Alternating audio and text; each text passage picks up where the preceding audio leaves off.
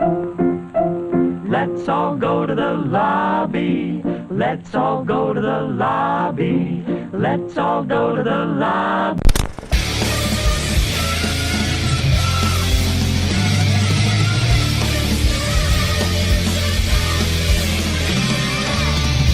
To get ourselves a treat. Delicious things to eat. The popcorn can't be beat. You know, it fades out before that part happens. Is this on? Yes, it We're is. good to go? Yeah, we're good to go. Listen to this. Oh! Snap, crackle, So pop. sexy. I opened mine before the, Drinking a delicious Snapple. Drinking that snap, crackle, and pop, baby. It's so good. So, what's up with you, T-Kettle? Not much. How about you, my man? You know, same old shit, you know? Excited. Yeah, it's exciting because I love this podcast. Yeah, it's a good podcast. Doing it. I love doing it. I love doing it too, dude. It's going to be a good week. I'm and ready. I can't remember where all my stuff is. Okay. So, yeah. where's Google Drive at? Let's find that bad boy. So, what is up with you? Dude, I'm throat's a little dry. You know, I went to, I'm trying to make a film. It's a found footage horror film called Vlog Number 1 right now. Mm-hmm. And I was doing location scouts yesterday. Yeah. And I was exploring some abandoned buildings. And some of those abandoned buildings I'm pretty sure had asbestos, and I'm pretty sure I might die in a couple weeks. But it's all good. Oh, yeah. Mm-hmm. Where were they at? There's the one that I think we're going to use is a place in Romeo. Here's the funny part, though. So we wanted it to look creepy and abandoned, right? Yeah. So my friend told me, he's like, yo, there's this house in Romeo. It's super abandoned, and people just, go in there just to chill. And I'm like, oh, okay, I'll go in there. Because Romeo's like a really nice area, But that house looks so creepy. Yeah. In such a non-creepy area. I'm like, okay, this is cool. I don't want to go to, like, Detroit, you know what I mean? Like, yeah. But you know what's funny, though? Because the area is so not creepy, literally, I'm talking like 10 feet away from that house is a skydiving facility. You're joking. Dead serious. It's right next to a skydiving place. So when you're filming it or whatever, there's going to be like people screaming. Yeah, exactly. In the background. Exactly. We're going to be filming and you're going to hear the because I was in there just looking around. There's like fucking planes like starting their propellers like. And I'm like, okay, that might be a problem for the sound, but we'll see. We'll see. That's great. I don't know why that house is there. It's in such a weird. It's so weird. That's like all of a sudden you're going to McDonald's and the next door is like the house from It. It's like so weird. It's like, why is this here? That's lovely. Mm-hmm. Oh yeah, dude. Sorry, I'm just I'm hitting up those. When you make a list and stuff, which I don't even think we said last week what our list was because I just discovered it. Yes. I kind of forgot to do like numbers, so I'm putting the numbers on there. Oh, it's all good, minute. man. It's all good. I did the list. I'm pretty confident in my list. I'm gonna be real. I like my list, but like I'm missing like the biggest one. Oh, like, yeah? The one that everyone puts at like their number one. Yeah, and I think I know which one that is, and I think it's an honorable mention, but I don't think it's in my list. Okay. Yeah, but we'll save it. We'll save it. So we getting in this bad boy? I guess we're getting in this bad boy. It's getting... we got a lot of stuff to talk about. First of all, I forgot to mention this last week. Did you see that video about the under the skin guy, Adam? No. I had no idea that he was actually... I thought that was makeup, dude. I'll be real with you. No, actually, I did know that. I heard that. That he was actually... He looks like that. Yeah. That's crazy. Well, that like really surprised me. Was it like a documentary? Yeah, it was like a documentary about him and his brother. They both have like disabilities. Like his brother has like short-term memory loss, like part of that same disease. But his other brother, obviously Adam, had like the facial deformity. But like people, it's cool seeing like people go up to him and ask for pictures because of that movie and stuff. Oh yeah. They're like, oh yeah, like you're from Under the Skin. And it's like, yeah. Oh, I love that movie. I know, right? It's so good. So I have a newfound respect for that film. So I thought I'd mention it. Okay. Yeah. Well, so you go, Adam. Yeah, for sure. By the way, I'm super jealous of that poster. I'm super jealous. Yeah, you can look at that. Yeah, I got this nice Vertigo poster. It's so good. Oh, can't wait to put it up. Go fuck yourself, San Diego. I do the cha-cha like a sissy girl. I'm as bad as hell, and I'm not gonna take this anymore! News might just be something I love. Back to you, fuckers! Oh, man, God. Cinemacon is happening right now. Cinemacon. It's like Comic-Con, but for cinema, but it's like it's like San Diego Comic-Con for cinema. Okay. So all the big... So I'm assuming it's in Hollywood. Yes. All the big guys are there. Ryan Johnson, Ang Lee are there. Then there's some big talk happening here, and I just want to talk about some of the big talk. Apparently the early talk on Knives Out is pretty amazing. Really? Yes. Sweet. Yes. So Knives Out by Ryan Johnson. It's like the whodunit. I love whodunits. They revealed like story details, but I didn't even want to look at that. No. Yeah. Like they revealed like the kind of like what kicks off the mystery, and I'm like, I don't even want to know. No, that sounds awful. Yeah, exactly. So yeah, but Chris Evans and Daniel Craig are the stars, right? Yeah. Oh, I can't wait That's for gonna that. be sweet. It's gonna be so good. Also, early talk on Gemini Man by Ang Lee is also really good. Oh, excellent. It stars like Will Smith. Apparently, it's like a time travel thing where he goes back in time to view his younger self. And early word on like the de-aging effects on Will Smith say it's groundbreaking. Groundbreaking. They're saying it's groundbreaking, which is crazy because like the de-aging effects in like Captain Marvel were really good, and people are saying it's even better than that. Like they say it's insane. What if they just cropped facial expressions from Fresh Prince? That's what I thought. Yeah. I thought like that's what people are saying. Like he had to kind of inhabit his Fresh Prince persona, and apparently, early talk is that it's a very emotionally intense movie. Whew. Is that what people are saying? So okay. I love Ang Lee. I mean, Ang Lee is kind of known for that. Mm-hmm. Yeah, I actually did on Stardust. I did a road to Avengers Endgame, but I already reviewed all the MCU films for Infinity War, so I'm like, I don't want to redo that.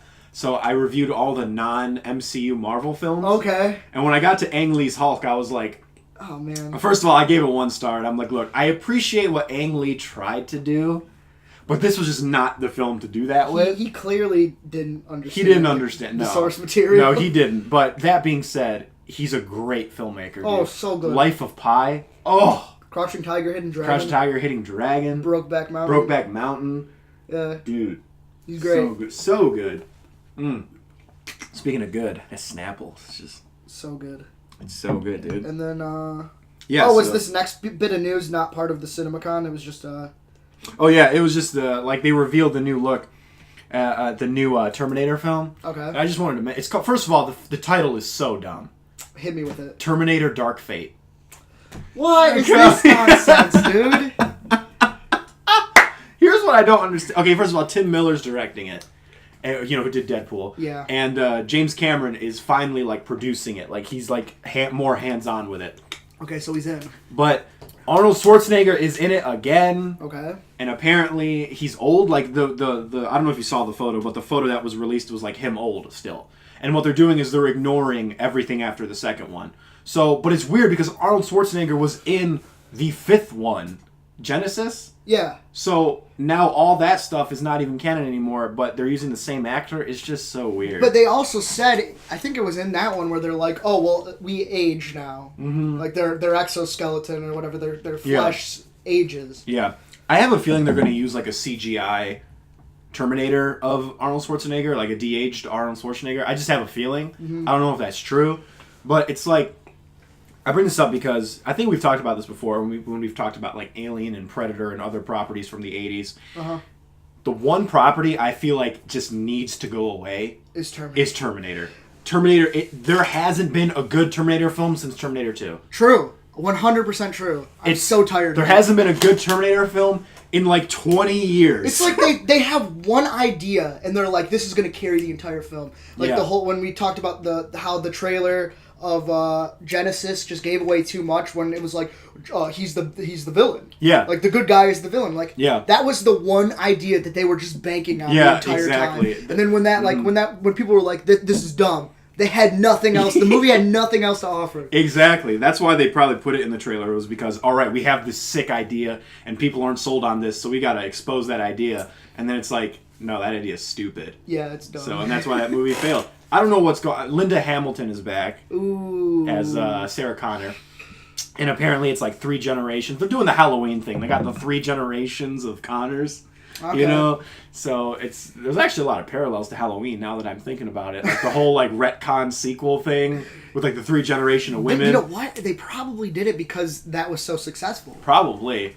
I'm just so sick of Terminator, dude. I am so sick of it. It needs to. It's unfortunate too because I really like the first two. I know. I good. love the first. The second one is one of my favorite movies. Like it's probably in my top 50 for sure. Oh yeah. You know. Yeah. And good stuff. But dude, like it needs to. It's so irrelevant. Terminator is not relevant anymore.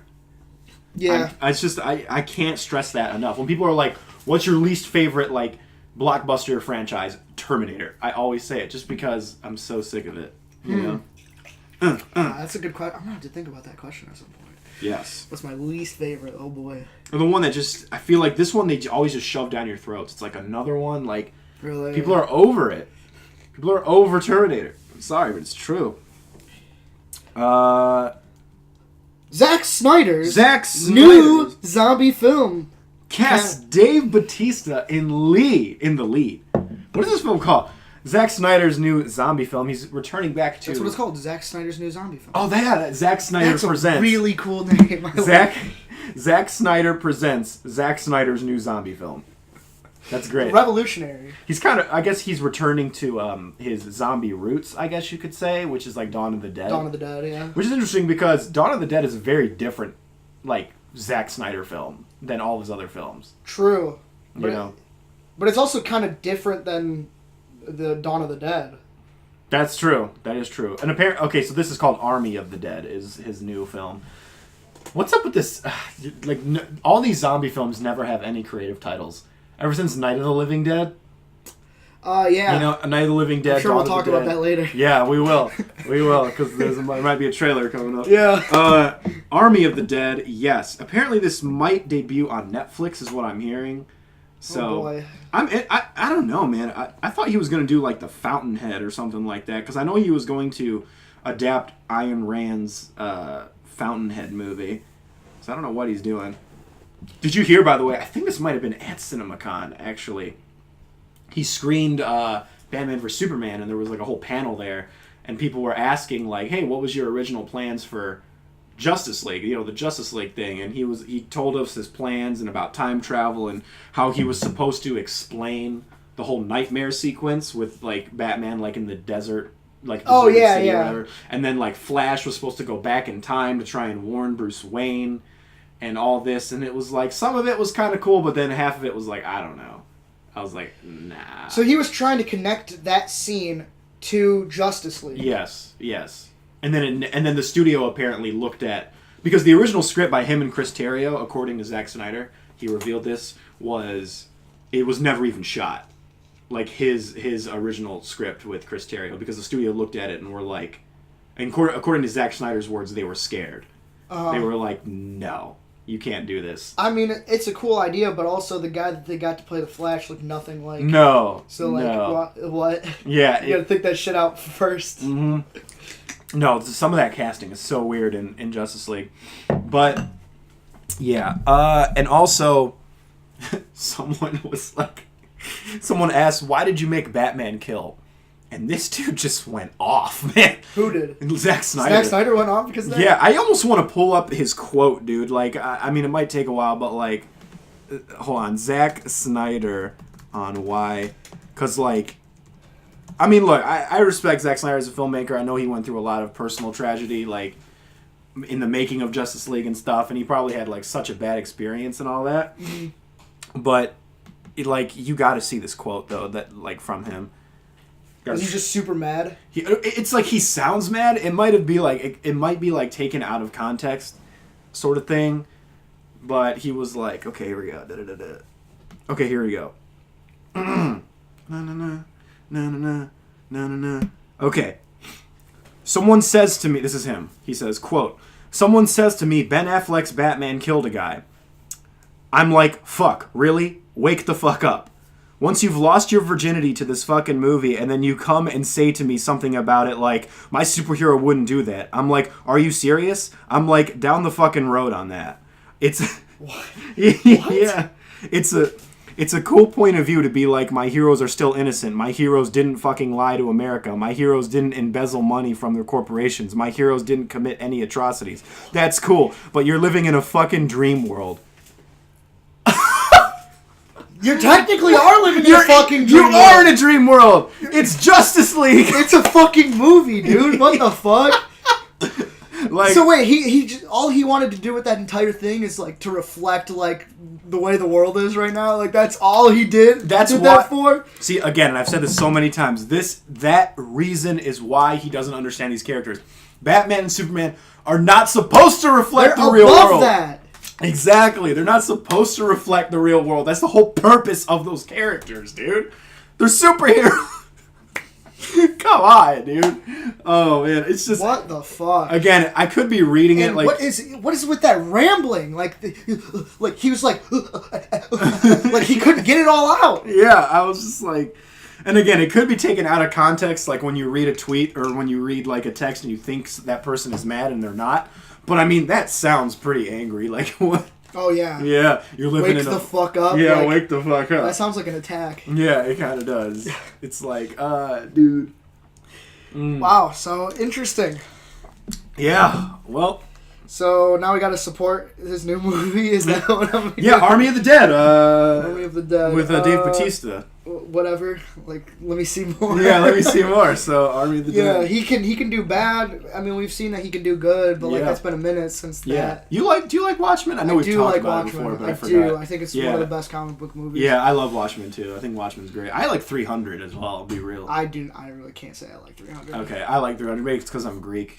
Even though that is not historically accurate. Oh, like, yeah. Like, not even a little bit. Well, kind of. Like, the battle happened. Yeah, sure. You know, but... That's about as much Yeah, that's exactly... Like, 300 Spartans went against, I think, in real life... 10,000? It was like 30,000, I think, in real life. But I think they'd made it like 3 million or something, like in the movie. I was like, okay. You know... Screw it. Historical accuracy. It doesn't really need it in action. But I like the style. I remember... I know we should go down to the other news, but I remember, I think I was in 10th grade. It was sophomore year in high school. I saw Sucker Punch, right? Oh, boy. And I wrote a whole essay. Because, like, we had to just write an essay about anything the next day in class. So, like, write an essay about anything. I wrote an essay about Sucker Punch, whether or not I liked the film or not. Because I was so torn on it at the time. But I went through like this whole like case by case thing about why the film is good at parts and like sucks at other parts. Okay. And in retrospect, hindsight is 20/20. That film was not good at all. It's garbage. It's terrible. It's so bad. It's really bad. Like I was very torn when I saw it, and then in retrospect, I was like, oh no, this is not good. Yeah. So. I mean, you live and you learn. I always like going back to like my old blog reviews and see like what I thought about. I tried really hard because Suicide Squad, I remember like everyone was like, that movie's gonna suck, and I'm like, you know what, dude, I don't know, man, and I'm stubborn. I don't want to be wrong, so like I was very lukewarm on that film. Yeah. And it's because I was like, oh, it had good attributes, but like looking at that, I'm like, wow, dude, I was naive. I was the exact same way. When I first saw Suicide Squad, I actually liked it. I saw it with my friend and we're like, yeah, it was good. And then I saw it again in theaters, actually, because my other friend wanted to see it. And there was actually a free showing, so I didn't pay for it twice, thank God. I saw it in theaters, and I'm like, ooh, this is not good. And then me and Brian mentioned, rewatched it at his house, because he bought it on Blu-ray, and then we definitively said, okay, no, this is bad. Yeah. This is real bad. So... I've only watched it the one time, but like, you know... I like to relive in movies, just kind of like rethink about them. I don't know why. It wasn't even just from my own doing. I watched Suicide Squad 3 times. I don't know why. Yeah. I don't know how it happened, but it did. You're a braver man than I. That's right. So, speaking of brave men, David Harbour, you know, Hellboy, Stranger Things. Yeah. The man, Suicide Squad. He was in it. He was at the table. He was at the table with Amanda Waller. He was there for like 2 seconds. Yeah. Yeah. He's cast in Black Widow. Okay. Which is apparently an espionage-style spy movie. He might be the villain.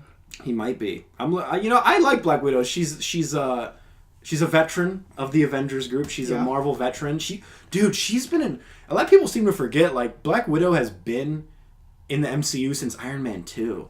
That's crazy to me. Holy crap, that's a long time. That's like the 3rd MCU film. And so I feel like if anyone deserved a solo movie before she should have deserved it a long time ago. ago. I don't know why they've not done it yet. I don't know either, because I do like her, and they've gotten a lot of utility out of her, even though like she's just a normal person, just a badass normal person. But like she's fighting like aliens with like staffs and stuff. Yeah, like with that. like electric staffs. You know what's funny is I always used to talk about someone's getting lit out there. Oh my god! I don't think this can pick that up, but someone is bumping. Man, I don't know. Maybe it can pick it up. It's pretty.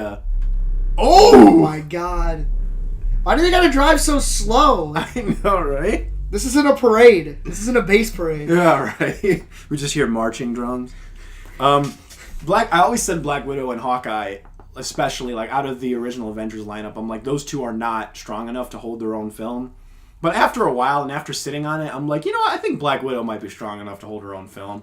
Yeah. I kind of changed my mind on that. I don't think Hawkeye is strong enough still. I don't think we have enough with him, but like I think we might be able to if we see this new style from him. This like That's Ronin true, like the thing. Ronin style. But like, because there are A players and B players in the MCU. Yeah. You know, there was like the Chris Evans, the Chris Hemsworths, the Robert Downey Jr.'s, which are the A players. But then you kind of have like the Scarlet Witches, the Visions, the Falcons that can't really hold their own movie. You know, I don't think Scarlet Witch or Vision or Falcon could do it. I don't think. Yeah, exactly. So it's like, and I think those people are fine being those B players. Like even Don Cheadle has said, "Yeah, dude, Yeah. I'm totally fine." Yeah, because I like seeing them in scenes and stuff like that. I look forward to that. Exactly. So there are the people who can just like kind of be there for the event films, and then there are people who can hold their own films. Mm-hmm. Hulk can hold his own film, but his rights are tangled up in Universal right now. So, yeah. Which kind of sucks, which means he can only be a supporting character. But yeah, Black Widow, I'm looking forward to it. I think after Avengers 2, when we started to see like her past, is when I think it opened up the possibility of having her, because now we have like questions that we want answers to. Exactly, and apparently it's going to be like a prequel, I think, or like parts of it will be prequel. Yeah, I mean, explore her origin, because we don't know a lot about her origin. Yeah, we just know a little bit. They've made it a mystery, and all we really know is that she did some bad things, according to Avengers 1, when Loki was like crossing the red off the list or whatever. Like, yeah, she did some shit, but like, we don't know what it is. Because in the comics, she was a full-blown villain, like turned, good guy. Oh, so I love those like interesting. I love those arcs of villains turned good guys. Yeah, like Scarlet Witch and Quicksilver. In the comics, they're actually part of the Brotherhood of Evil Mutants. But obviously they don't have the rights. Well, they have the rights to the X-Men now, but not back then. So, you know that Scarlet Witch and Quicksilver are actually Magneto's kids? Did you know that? Okay. I didn't know that. Yeah. So, all right. Cool. Good for him. Cool. Good for him. I'm glad he's expanding. Hopefully, Hellboy doesn't shit the bed. Shit the bed. So that's good news. Let's go on to some other good news. I just read what it was. Yeah, I'm sorry. I don't mean to be an asshole. Apparently, Adam McKay and Will Ferrell had a little breakup. Yeah. I don't know if it was a falling out or if they're just not doing shit together anymore. Maybe they just don't. They want to go like different directions. Maybe Adam McKay was looking at Will Ferrell one day and he's like, "Look, man, I want to make good movies." Yeah. And then Will Ferrell was like, "Nah, I'm not for that." Nah. Yeah. So they're like, "Bye." So. Because Adam McKay is really going to like a different direction now. Oh yeah. With like Vice, The Big Short, he wants to do something a little more serious. Yes. Than like what was Step Brothers. What was that one movie? Where it's like a fantasy movie. With Natalie Portman. Oh, Your Highness. Your Highness. Dude. Yeah. I don't think he directed that. I think that was David Gordon Green directed that. He might have produced it though. Nah, I thought his name was attached to it in some way. I would not be surprised. Yeah, dude, like he had a type. Yeah. It was so bad, dude. Like, oh my gosh. Okay, you remember how we did top 5 films everyone loves but I hate? Yeah. I forgot about this film. I'm gonna retroactively add an honorable mention, which is Step Brothers. I hate Step Brothers, dude. I think Step Brothers is one of the worst films I've ever seen. Did you always hate it? I've always hated it, yeah. Okay. Because I even went through a phase where I'm like, yeah, I like this movie enough. I didn't love it. I just thought there was no plot and that the comedy was so predicated upon John C. Reilly and Will Ferrell's just like man-child humor. No, yeah. And I felt like there was no plot, there was no wit. It was just like two grown men saying penis. And I'm like, this isn't funny to me. No, I feel you for most of it, but like... tell me you didn't think that the who's driving the boat scene was hilarious. I don't even remember that. Dude, where they filmed like the music video for Boats and Hoes, and then it's on his dad's boat, and he's like, "Wait, who's driving the boat?" And the boat just crashes. Oh yeah, yeah. They never cut it out. I remember that. Yeah, that was all right. Yeah, there was some like that's the thing is like that movie is just jokes. Like they made a movie around jokes, not the other way around. Yeah. So I really don't like that film. That's fine. I get it. Like I forget people actually like that movie. Yeah, a lot of people do, and I would put it as an honorable mention because it's like it's kind of lukewarm on the critical front, but people like the general audience like love that film. Yeah, no, I feel you. Oh, another honorable mention to add is Napoleon Dynamite. I forgot about that. I don't like Napoleon Dynamite. I've never seen it. It's not that great. Everyone was like praising I've heard. it. It's not good. Doesn't age well. Huh. Well, anyway, so I think that there could be a brighter future for Adam McKay. I think so. Kind of.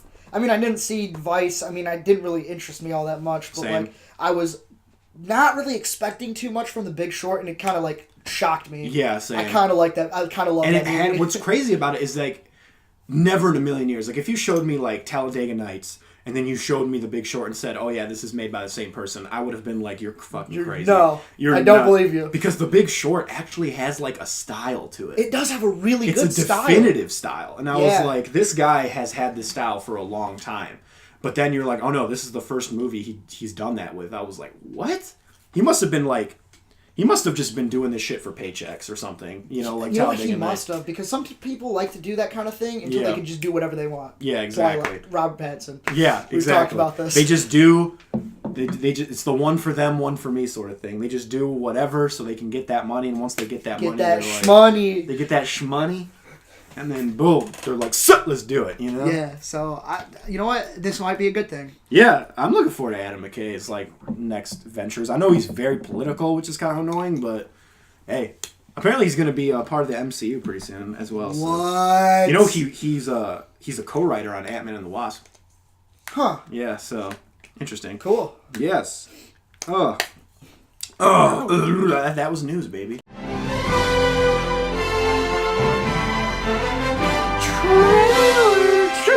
Coming soon to a theater near you. Now we get into that good shit. That shit that like a year ago or like 6 months ago, I would have been like, "Oh, I hate this segment," but it's starting to really grow on me. yeah, it's funny. So the dead don't die. Jim Jarmusch. Yes. So what do you think of Jim Jarmusch? I thought as soon as I'm going to talk about the trailer too, but like as soon as I saw this, I'm like, how did they get all of these like big actors in this movie? An A-list cast is like a B movie. Yeah. I'm like, how did they do this? And then I saw Jim Jarmusch. I'm like, this makes sense. Yeah. He's starting to really he's got like Iggy Pop, he's got Tom Waits. They're kind of been a part of his posse for a little bit. They seem to be like friends. And now he seems to have like taken Adam Driver into his posse because he was in Patterson. Patterson, yep. Yeah. Yep. I haven't seen Patterson. I haven't either. It's on my list. I really do want to see it. I do like Jim Jarmusch, though. I really like Only Lovers Left Alive. That's with Tom Hiddleston, right? Yes. And In Tilda Swinton. Tilda Swinton, who's also in The Dead Don't Die. Yes, so. look at that.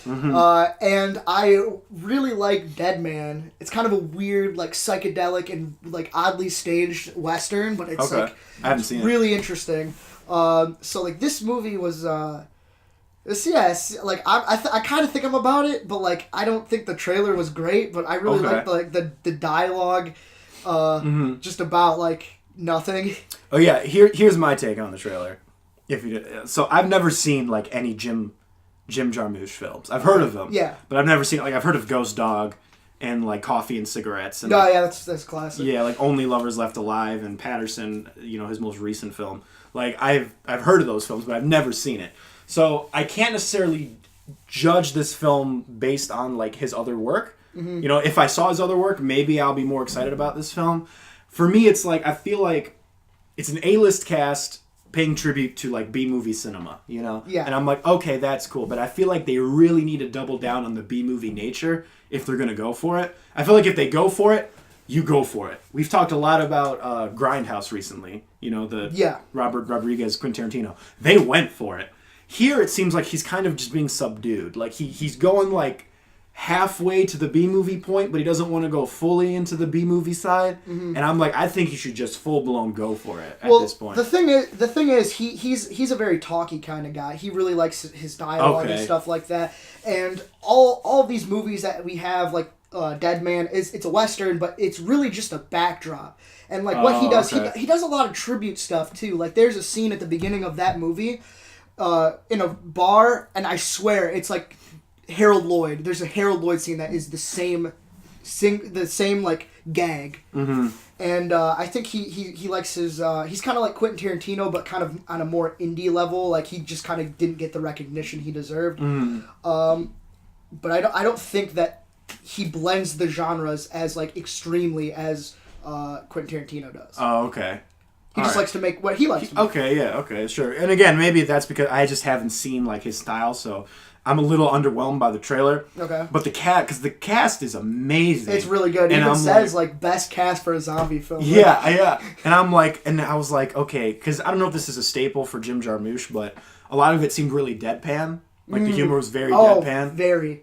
Okay, so it kind of came across to me. I'm like, I don't know if this is deadpan or if the actors just don't care about this film, because that's what it kind of came across to me. But I could be wrong.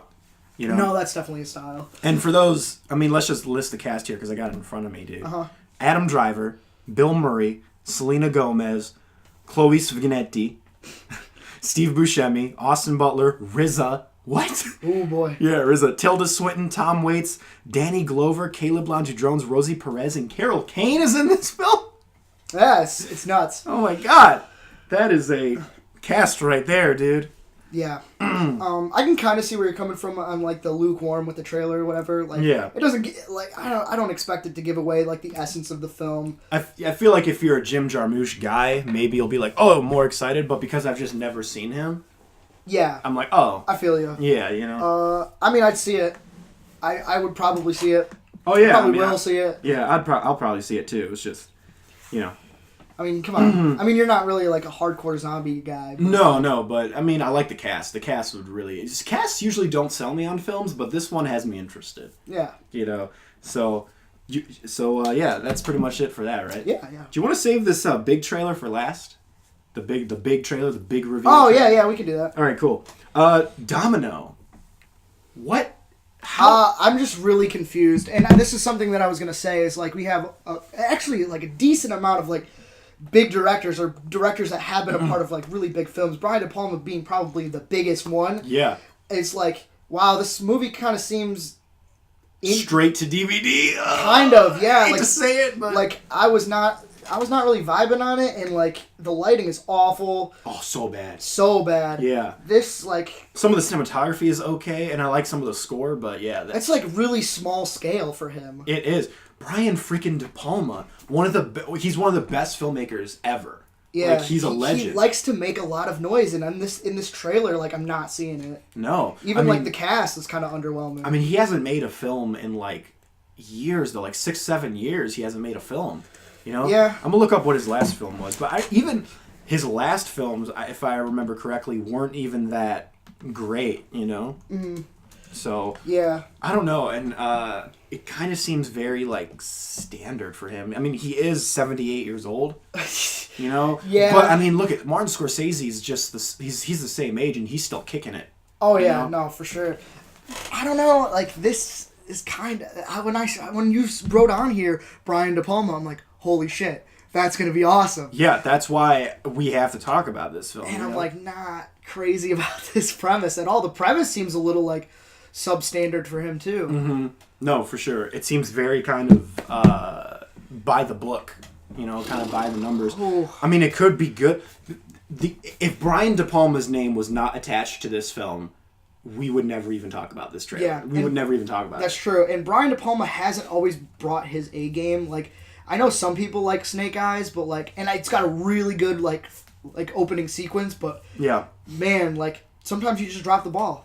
Yeah. Doesn't matter who you are. I mean, I didn't see Passion. That was his last film in 2012. Did you see Passion? I did not. I didn't either, but I did. The last film I saw from him was The Black Dahlia in 2006. And I don't remember a lot about The Black Dahlia, but I remember it being very not great. Like, it was very melodramatic in a very strange way. I didn't see that.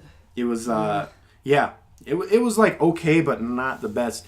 I haven't seen Femme Fatale or Mission to Mars or Snake Eyes, but Mission Impossible, that's a good film. They use Mission Impossible and Scarface as the way to sell it. Yeah, wait. Did I say Snake Eyes? Because that's the movie. Yeah, you said Snake Eyes. Oh, okay. That you were like, yeah. Okay. Yeah. Dang. That's kind of upsetting. Even the poster for this film. Oh, like, I'll show it to you. Tell me this doesn't look straight to DVD. Let me get that backwards. Holy shit. Doesn't that look straight to DVD to you? Holy shit, that's basic. That's like such a straight to DVD. Like, if I saw that like in the Walmart just like aisle, I'd be like, oh, okay, yeah. This is another straight to DVD movie. Yeah. And again, it could be great. I don't know. Brian De Palma's amazing, but I feel like this is his first film in like since 2012. It's got Jamie Lannister in it. Jamie Lannister's in it. And Guy Pearce. Yep. It's just, that's interesting, man. I wonder what he saw in this film. Why did he do this film? Because I feel like he has enough money now to just retire. He does. So something brought him out of retirement to make this film.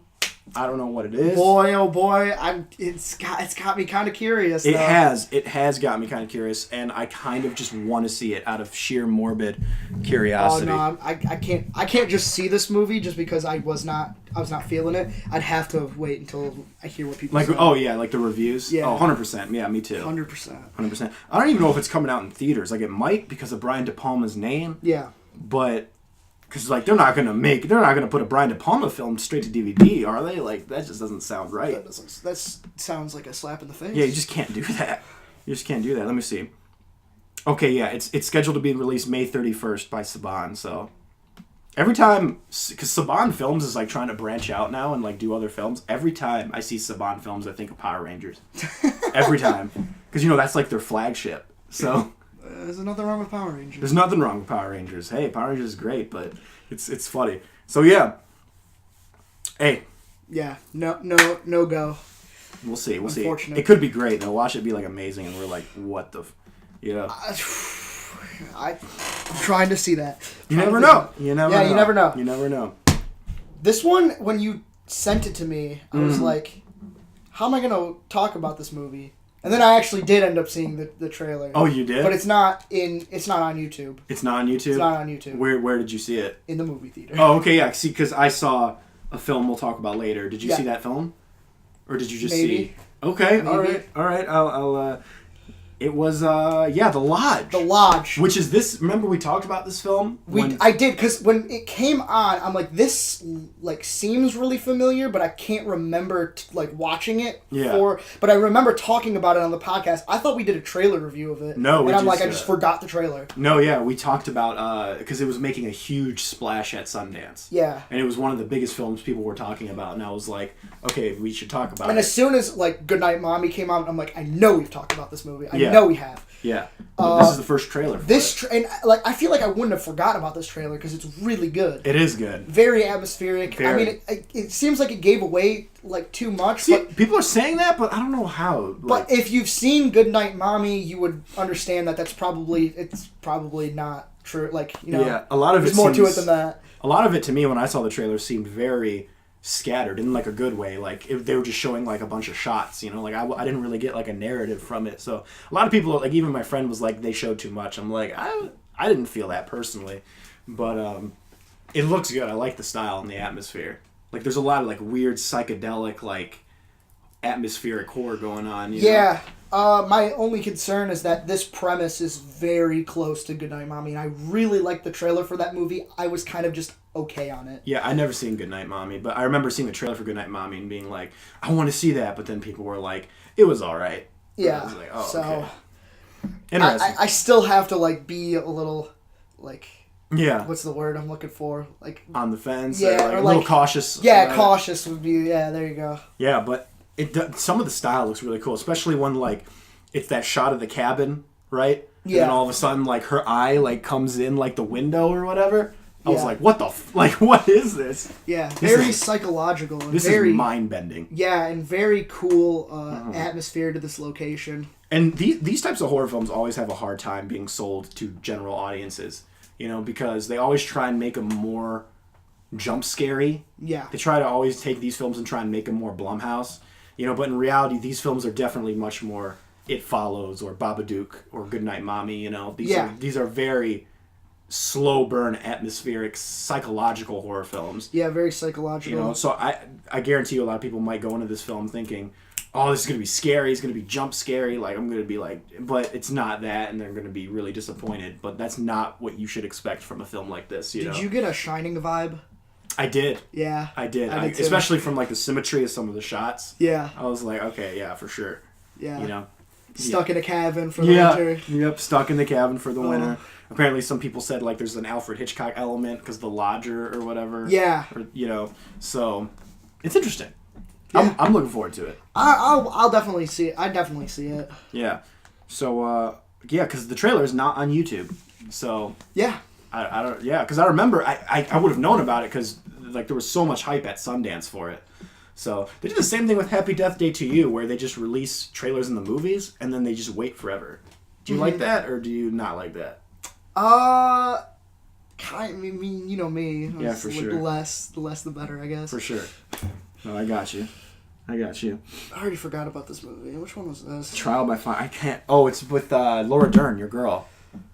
Is she my girl? Yeah, you said it a couple times. Have I? Yeah. She's cool. I like her. Yeah. Trial by Fire. I can't. Yeah, you're right. I already kind of forgot about this trailer. I remember Jack O'Connor.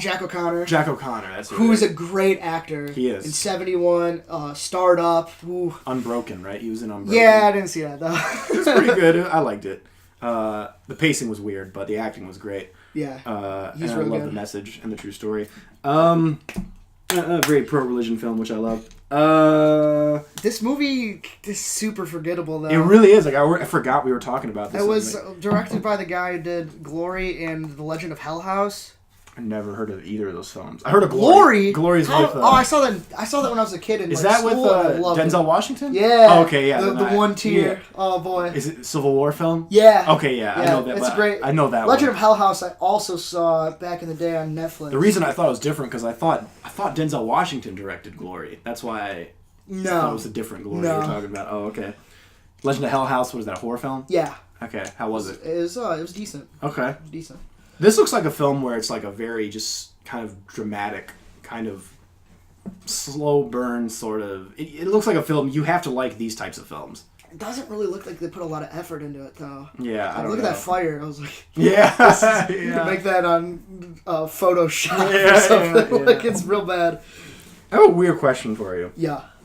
This is kind of random, but it'll tie back into things. Do you ever feel like not frustrated, but just like when you're talking to like a non-movie fan, you know? Do I get frustrated? Or just like because I get sad because like they say something and you're just like you're not getting the point. I feel that all the time. Like they're not getting the point that you're trying to say. That and just like in general, like I don't like the fact that they did this, but I'm like, but you don't understand like the purpose of them doing that is to show this part, and they just don't.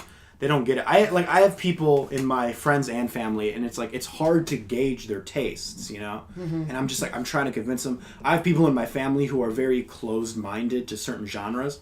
Sure. Like my mom, love her to death, but she's like, man, there hasn't been a good movie in years, in her thing. And I'm like, there has been good movies in years. It's just you're not a sci-fi fan, you're not a superhero fan, you're not a horror fan. I thought fan. she liked A Star Is Born. She did like A Star Is Born, but like that was like the first good movie she's seen in a long time. And I'm like, I feel like, and it's not just her. There's other members of my family too. Like my sister's like the same way. Like if you guys would just expand your horizon to different genres, give something a try because it's always changing. Yeah, exactly. If you would just expand your mind to different genres, you would actually understand that these films are a lot deeper than you think. You know, see Blade Runner. That film is deep as fudge. You know, it's great. I have too many friends that don't like that movie. Yeah, see that it's I don't get it. They don't because they don't understand it, dude. And it's like I kind of feel like my friend David. I feel like he would probably go through the same thing where it's like he talks to these people who just don't understand video games. I feel that way with like people with movies sometimes. Still got to talk to him about video games. Say what? I said I still got to talk to him. You about do, video man. games. You do. Yeah. But my point is like he probably feels the same way as me when I talk to other people about like, oh, I didn't like the Babadook. And I'm like, why? And they're like, oh, because it wasn't scary. But like, You know? I mean, I get where you're coming from, and I experience it all the time. I've come to the conclusion, like, I kind of expect it at this point. Uh-huh. And it's like, I know that I'm not going to find anybody as diehard as me, like, but I want to. And that's where, like, when I'm talking to somebody and I'm like, they say that they like movies, and then they're so basic and stuff like that. I'm like, Right. Another one bites the dust. What's like, your favorite movie? Jurassic Park. And like, okay. No, you know what? I like Jurassic Park. I'm okay with that. Like, as long I want to talk about other things. Yeah, exactly. Like I love Jurassic Park, and if your favorite movie is Jurassic Park, that's fine. That's a good choice. But you know, it's always cool to talk about. Like, I can't talk about the cinema verite movement of the French New Wave, like with anyone else except you. You know what I mean? But yeah, which is great. And that's why I love doing this podcast. Yeah, it's just I feel ya. Mm-hmm. But don't. This is depressing. Let's not talk about this. Yeah, for sure. I love anybody I talked about. It's just like it came to my mind, but I've been proven wrong before. But then you also have the people that are like they throw out like all the ideas of like any single like Marvel movie being good, and that's true. They're very closed minded as well, but in a different spectrum. There's the other spectrum, right? Yeah. So it's kind of philosophical what we're talking about right now. Yeah. You know. It's like cinema verite. It's like people are gonna be like, "What?" It's like I can't talk about Andrei Tarkovsky to anyone else except like you know, or like Jean-Luc Godard, Francois Truffaut. They'll be like, "What?" Yeah. I was watching Brooklyn Nine-Nine actually. Here's a funny joke, and they're like, "What's your favorite movie?" And they're like, "Oh, Back to the Future, Jurassic Park, Die Hard." And what's his name? Terry Crews. Terry Crews always like, says that stuff. Yeah, he's like Breathless by Francois Truffaut. But then I was like, that's not. Yeah, like, I saw that scene the other day. Yeah. I'm like, and then I said that to Colin. He's like, "What the hell are you talking about?" I'm like, Jean-Luc Godard did Breathless, yeah, not Francois Truffaut. I was so mad. And you know what's funny though is he brings that up in a later episode in a different season. Really? Yeah, because like it was like in a scene where they just cut to him and he's mid conversation with somebody. And he's like, yeah, Jean-Luc Godard took ideas from Truffaut, but Truffaut, in my eyes, is really the one behind Breathless. So they kind of, like, explained why he said Francois Truffaut's Breathless. Uh-huh. Because Truffaut kind of gave the idea to Godard, you know? Sure. But that was funny. You caught that, too, because I was like, oh, Francois Truffaut did not do Breathless. Yeah, I know. Yeah. So that was funny. Yeah, it was like a third or fourth episode. I just like started watching it like here and there. You know? Yeah, that was funny. Oh. So Trial by Fire. Yeah, I mean it could be good. I mean any movie could be good. Yeah, that's true. So I don't know, but I'm not feeling it. Let's talk about the main event trailer. Okay, so I'm really curious to see what you think about this trailer. I have to ask one thing before that. What do you... I have to ask, what is like... Because I really don't know. What's the consensus on this trailer? The consensus on the trailer is positive. Is it? Yes. Okay. So, is mostly positive. I've seen a couple people who are a little lukewarm on it. Mm-hmm. And, but mostly it's positive. So, my take is... Okay, we're talking about Joker. Okay, first of all. Joker. Joaquin Phoenix's Joker. Here's my take on the trailer. So first of all, Joaquin Phoenix, he kills it. He always kills it. He always kills it. He's the perfect Joker, dude. He has the same. He's got the body down, the mannerisms, the facial expressions, the emotion. Like he's got it. Yeah. When I first saw this trailer, though, I was impressed with the Taxi Driver-esque like feel because that's obviously what they're going for. Yeah. Taxi Driver, Mean Streets, King of Comedy. They even have Robert De Niro in there as a talk show host, which is like a nice kind of tribute to King of Comedy. But when I first saw the trailer, I said, something's missing here. I just can't put my finger on it. I don't know what it is, but something is missing for me. Maybe it's Batman. I don't know what it is. Maybe I'm sort of getting a Venom vibe where it's like, why would you just make a movie out of this one character? Maybe it's because it's not canonized to anything. Maybe it's not. Maybe I like it more because of that. I'm a little confused. So I kept watching the trailer, right, over and over again. And you finally figured it out? I did not figure it out. Dang it. But after watching it over and over again, I like this trailer a lot more. Okay. I like what I'm seeing a lot more. Okay. Yeah, it looks pretty cool. Sweet. Yeah. Okay, so this is like a DC movie, right? Yes, technically. But it's not like, is it made by like DCU It's not in the universe. It's a separate universe film. But they've stated that they wanted to do more like standalone movies. Standalone movies, yes. And exactly. this would be one of them, This right? would be a standalone movie, yeah. Well, it just doesn't connect to anything.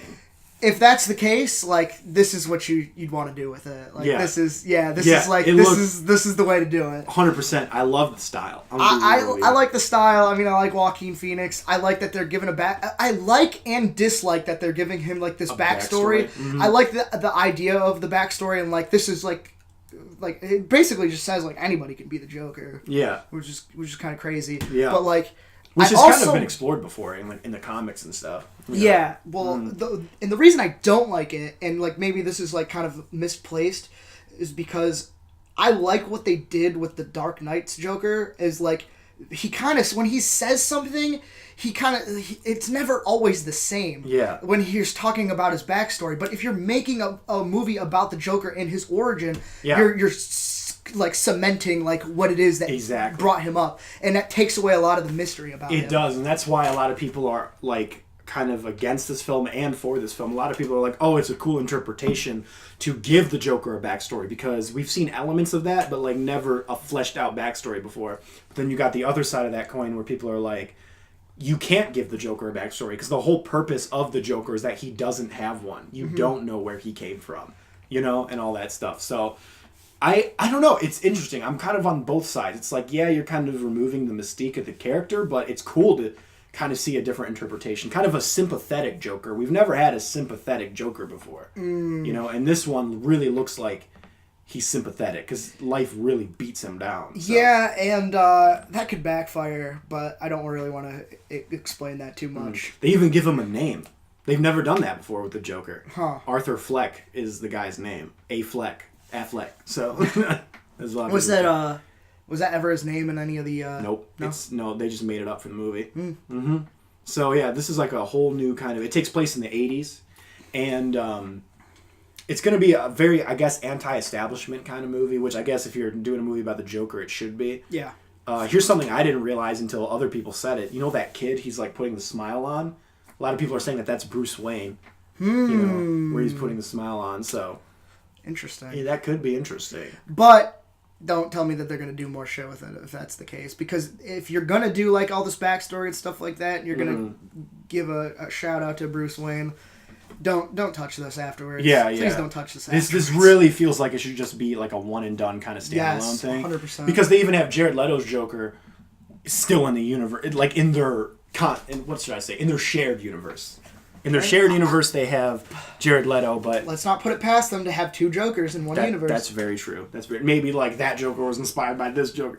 Maybe they'll pull like a red herring and be like, "Oh, this is part of the universe," But it just seems depends on how much money it makes. That's true, because it's very low budget. It's only like $50 million. This film apparently, and there's talk that this film's going to be rated R. So it's very interesting. I like the look of the Joker.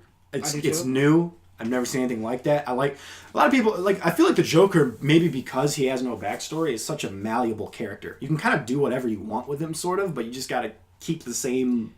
Yeah, but you're not always gonna like. It's not always gonna land. The fans of that. Exactly. It's not always gonna land. You're not always gonna stick the landing, Jared Leto. So when you turn Joker into a SoundCloud rapper, that might not be the best thing to do. Yeah, it might piss a lot of people off. Yeah. So. But dude, Joaquin Phoenix looks so good though. Like he really embodies the role. I feel that. Like literally, like his body looks. I'm like, okay, it's cool. You know what's funny though, and I kind of laughed because I've watched the trailer so many times. If you want to play a drinking game, I don't condone it, but take a drink every time he runs or gets hurt.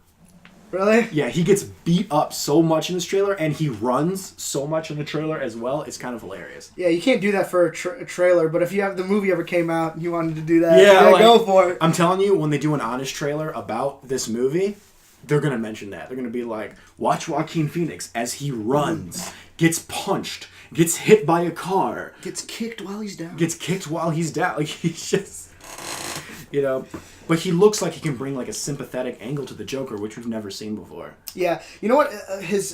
This role was kind of reminding me of The Master. Oh, from Paul Thomas Anderson. Yeah, I've never seen it. That was great, but I was definitely feeling that kind of like same character within this role. Why is my chair so squeaky? Squeaky clean. That's why. It's not good. But do you? So here's a question. Like going back to like Venom. Venom is not strong enough to hold his own movie without Spider-Man. Yeah. Do you think Joker is a strong enough character to hold her own movie? Oh okay, yeah. That's what I think too. He's definitely much more strong than. Yeah, and I know I keep saying I don't really know him that well as a comic book character, but like. I love him in The Dark Knight, and I think he's like honestly like he is kind of the main character. He's that's more of a Joker film than a Batman. He carries it like that movie like 50%, and like it disperses from like Batman and Bruce Wayne from there. I was even talking about what was it? Sorry, I was talking about it with Brian, and Brian he's a little lukewarm on the trailer, and he said, and we kind of agreed a little bit is. The thing that makes the Joker cool is his foil to Batman. You know, that's what makes that character interesting. And I kind of agree with that, but at the same time, I feel like when you flesh out the Joker, if you gave him a backstory, I feel like the only reason the Joker is a good foil to Batman and they have to coexist is because he doesn't have a backstory in that universe. You know what I mean? Yeah. You understand what I'm saying? When you use that interpretation of the Joker, that you don't know where he's from and stuff, then you need Batman. Yeah, because he kind of becomes an extension of Batman. Exactly. But like in this, like you're giving him his You're own... fleshing him out. Yeah. So I think if they fleshed out that character, you're like... And maybe we would see him in a different light. Yes. And because he doesn't have a backstory in the comics, they can just do whatever with True. it. You know, so... And yeah, it's executive produced by Martin Scorsese, this film. Yes. So, which is very evident because there's a huge Taxi Driver feel to this. Very. Especially when he's like, it's getting crazy out there. You know, It's getting worse out there. It's like, yeah. True. That's true. Still holds up today. Mm-hmm. That's true. So I think we're both in agreement that this we're digging it. Yeah, we're digging it. At first, I was a little like, I don't know. I still feel like something's missing, but I am digging it a lot more. Yeah, for sure. So I'm looking forward to it. Yeah. I was not expecting it to look forward to it. I was actually expecting this to be like, oh my god, come on. Really? Yeah. Really? And I was legitimately surprised by the trailer. I was like, all right. Excellent.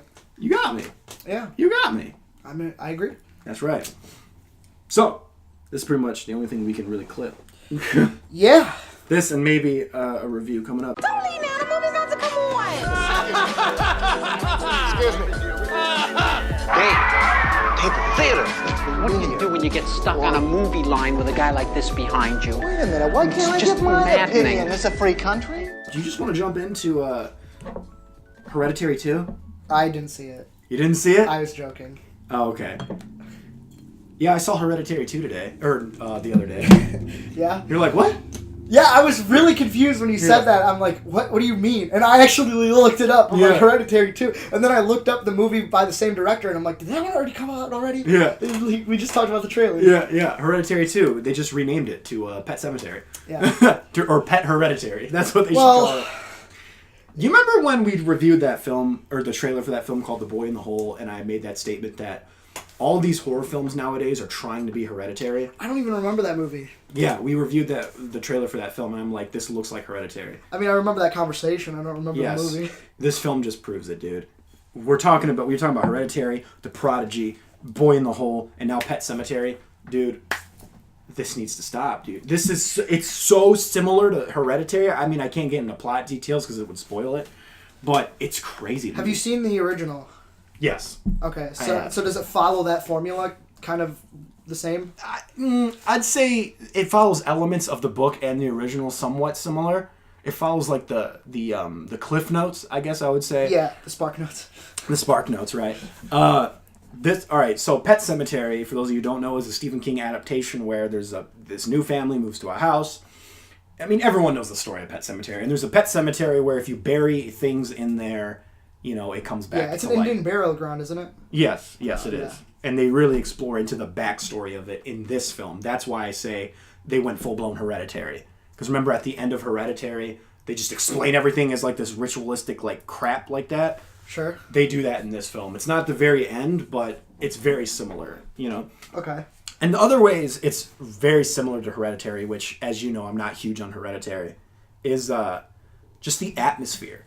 All right, let's get this out of the way. I do like the atmosphere in this film. It's a lot more serious. It's a lot more dark.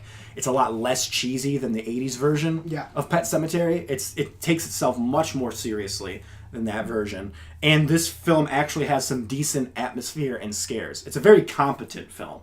So let me get that out of the way first. Okay. They take it very seriously. But I feel like they take it too seriously at some parts.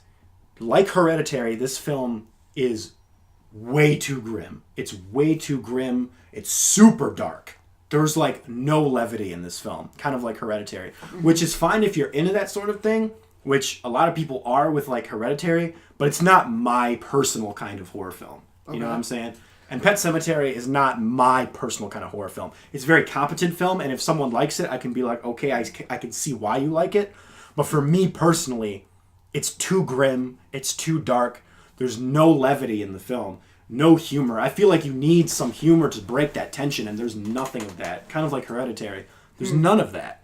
And they changed the ending of the movie to reflect how grim it is. You know, there's no hope in this film. I'll just say that right then and there. But the performances are really good, especially from John Lithgow. He steals the show. He's amazing. The wife, I can't remember her name. She's also really amazing. Jason Clarke is the main character. He's the dad that you're following. And he does a good job with what he's given, but it's so weird that he's the character given the least.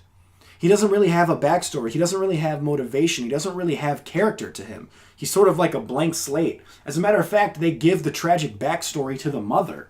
You know? They flesh out the mother. They flesh out the neighbor, played by John Lithgow. They flesh out everybody except the main character. It's like the Bella Swan effect, or whatever the character's name was from Twilight. Yeah. It's like everyone else, or Pirates of the Caribbean even though they did a much better job. Like, everyone else has, like, more backstory and more charisma and more character than the main character. And it's like, why do you do that? You're supposed to follow this guy, but he's very kind of one note and very kind of cardboard. And that has nothing to do with Jason Clarke's performance. Yeah. His performance is great with what he's given. But again, it's just very dark, very grim. There's no hope in this film. There is some decent scares, but there's just some elements of it where I was like, man, like, first of all, this film takes a long time to get going.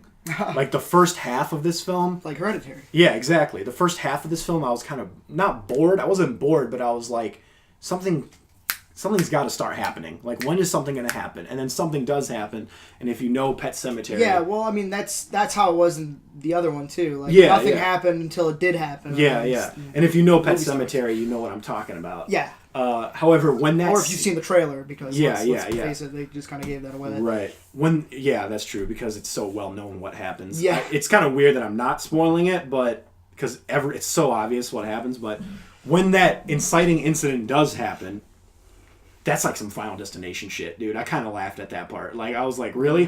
I'm like, okay. You know, like, there's like a chain of events that happens that causes someone to die, and I'm like, that was some like Final Destination shit. But it's meant to be taken very seriously and stuff. And I'm like, okay. Oh boy. Yeah. There is some... Oh, and there's also...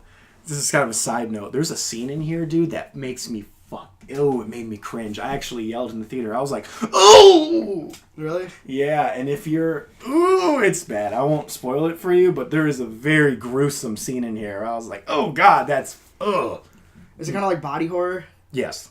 There's a body horror moment in here where you're just like, ooh! Ooh! Yeah. And that's more effective to me than like anything else. Like, I don't know what it is. Like, jump scares don't get me, but like those, like, ooh. Yeah, I mean, they make you cringe. They make you cringe, but you can't make a whole movie out of that, though. No, you can't. Saw and Hostel, you know. Unless you're Cronenberg. That's true. Well, Cronenberg actually has character and depth. Yeah, You take Saw and Hostel, it's just nothing but that, and you're like, oh, this is garbage. Yeah. You know? So overall, I guess this was a lot shorter of a review than I thought it was going to be. Yeah, I gave it the exact same rating as Hereditary, 3 out of 5. I can see why people might like it, but for me personally, it's not my kind of horror film. That's fair. Mm-hmm. That's fair. And, like, you know, we've talked about, like, outside of here, I don't think we've ever talked about it on the podcast, about, like, biases when it comes to movies. Like, that's perfectly acceptable. Mm-hmm. Like, if you don't like it for a certain reason, and you realize that it's, like, it's just not for me. Like, that's perfectly acceptable because that's the reason why there's so much. There's more than one critic. If there was one critic to just say this is what's good, this is what's bad, we would be out of a job. That's true. We would not even be doing this podcast. That's very true. And that's like the thing is you got to find somebody that you really click with. Yeah, and you also have to kind of be careful about how you say it because there's a lot of people who are like, Star Wars is garbage, and here's why. And it's like, no, is garbage. It should be I think, or in my opinion, is garbage. Star Wars is garbage, or it's like Star Wars is not for me is a better way to put it. That's like the optimal way, but like we can't expect. No, we can't expect that from people. To be civil, like we can't expect people to be civil. So it's like that's why I like to do with my criticisms is I like to acknowledge the good in pretty much any film. With this film though, it's like it's just not for me personally, but I can see why other people would like it. Okay. And I can definitely see why it might be their cup of tea. Same thing with Hereditary, if it's your cup of tea. But for me, I was not the biggest fan of Hereditary, and I'm not the biggest fan of this film. And I'm not a fan of this new trend we're on, where every horror film is trying to be Hereditary now. And this movie, I was kind of like, I used to always say it, and I said it to you before, I've said it on the podcast, but there was always a part of me that's like, maybe I'm thinking too deep into that. But after seeing this film, I'm like, oh yeah, okay. This is very obvious that Hereditary inspired everything about this film, or like a lot of this film, you know? Interesting. Yes. And again, it could be a byproduct of the adaptation, but I think it's a byproduct of Hereditary, 100%. Sure. Yeah. Yeah. So, 3 out of 5 for me. Alrighty. Let me, because I don't have... Pet Sematary, actually. So I'm just going to be winging this. It'll be exciting. I have 3 movies to talk about. So we'll start with Borg versus McEnroe. Oh, is that with Shia LaBeouf? Yes. And it's about Bjorn Borg versus John McEnroe, the tennis match, the Clash of Titans. Yeah. And this movie's all right. Okay. Yeah, it's pretty. It's actually pretty decent because what I heard about the movie before going into it, the thing that excited me is that it's a tennis match turned into a psychological thriller. Oh, and I'm like, that sounds pretty sweet. Interesting. Do I really see it that way? No, not really. But I can see where it could have been done differently in order to kind of put an emphasis on that kind of thing. Right. But this movie, I mean, it's kind of like it goes through the normal motions of like a biopic. And like, you know, it does a really good job doing backstory for these characters, and there's definitely some parallels between the two, but like when it comes to like PR and like their public persona, they're kind of two completely different people. So like this entire film kind of shows like how important winning is for them. Right. And that's like kind of what it builds up to. And I think the movie just goes on for too long trying to do that. And it just kind of goes around in circles, kind of like reiterates and states the obvious for too much. I mean, the movie's at a decent length. I mean, it's like an hour and 40 some minutes, so it's not like super long, but like it definitely didn't need to be as long as it was. Now, I see a way that it could have been increased in length and it could have helped it out. It's because basically this movie just builds up to the final game, the game that we've really come to see between the two. We know it's coming. I mean, it's not like anybody else is going to win in the championship and they're not going to play, so we know what's going to happen. Yeah. This match was kind of famous because if you don't know anything about tennis, once you get to a certain point in the game, before the set, like somebody finishes the set, they have to win by 2 points. So if they keep going, it can just go to like infinity. Wow. Like, so this match went on for quite some time. And I think the way that it could have been done differently is because I don't think the film was all like edited all that well. There's a lot of editing in it because it's very clear that these people don't really know how to play tennis. Yeah. What you could have done is like remove the announcers, like their voices and stuff, like get to the point where you're doing like the back and forth, like who's going to take this game, and get to the inner monologues of each player and like what they're thinking with each point. Yeah. And it could have increased the time a little bit, but it also could have been like this kind of mental battle between the two. Like, where are they? Like, are they exhausted because it's a kind of an a test of endurance at this point. I think that could have been really cool to get into the headspace okay. of each player, but they really don't do it. They just kind of goes on like a normal match, which is kind of disappointing. The film kind of it plays out pretty normally. I mean, like the thing I like the movie enough. I just don't. I think it's kind of bare bones. I think it's shot very well at the very least. Yeah, they have some. Like, but you're expecting more from it. Yeah, when you say psychological thriller, I'm like that seems kind of cool. Like that might be like breaking the formula. Because I've heard a lot about this film just through the grapevine. So I was and I almost saw it at the Florida Film Festival when I was down there during that time, and I didn't end up going. Kind of would have been a waste of money because it's like a little bit more than like seeing like any other movie. I'd give this film like a solid 6. Solid 6. It's just okay. Okay, interesting. The Florida Film Festival. Yeah. The Triple F. I'm so glad I didn't go actually because that was when Tully was playing and I wanted to see Tully there too. Thankfully I dodged the bullet there, man. Yeah. I still have my shirt. I got a shirt from Triple F actually. Yeah, that's where I met Sean Christensen, the Oscar-winning director. Yeah. At the Enzian. I don't know if you were gone by then, but Sam Rockwell was there and they were showing Moon. Oh, really? And he was doing a Q&A afterwards. Yeah, I did not. I don't know if I was there when that happened. It sold out in like 15 minutes. Sounds about right. I gotta sneeze. I don't know if it's coming though. Gotta look at this light. Achoo. Oh, I like the dab. Thank you. So that actually was an unintentional dab. It's just what you do. Oh no. But the intentional dab is when you use the other hand too. You gotta go like. Oh yeah. So it's just this. That's not a dab. That's a dab. I need an ironic dance move to do for 2019 so I can make fun of it. I just don't know which one I want to do yet. I'm doing the Millie Rock right now. But I feel like the Millie Rock is even kind of whatever. You're a weird dude. I love it. Thanks. Not as weird as you, my boy. Thanks, man. Mm-hmm. All right, so I'm just gonna mention a couple of these like really quickly. Tucker and Dale versus Evil. Finally saw it. Really? You didn't see it? I've never seen it. I've seen that movie a bunch, and actually, I actually did watch it in Florida when I was there. Oh, really? I just didn't talk about it. Yeah, it's funny. It's funny. It's real funny. It's like reversal of horror tropes. Yes. And it's really, it's really well done. Yeah, it's like that kind of meta thing that you see all the time, but instead they actually make jokes instead of like just pointing out that they exist. Yes, exactly. Yeah. I like the way they took it, and it actually has more heart than I was expecting. I was actually surprised. Yeah. And you're like rooting for this relationship that's developing between these two characters, and you're like, I was not expecting this to happen. Yeah. This is pretty funny. They reverse a lot of tropes, like the dumb blonde trope, or they accentuate dumb blonde tropes, and they go against like the whole like gas station trope where they meet those hillbillies and shit. Yeah. Like, it's amazing. It's so... And you don't notice it at first until... And, like, you hear, like, what he's saying, like, you should go talk to her, you should smile, and whatever you say, laugh, because it shows confidence. Yeah, It's like, yeah, that sounds cool on paper, but then when you see it in execution, you're like, oh, that's, like, what every single, like, horror group witnesses before they go to, like, the campsite or whatever. That's so true. And, yeah.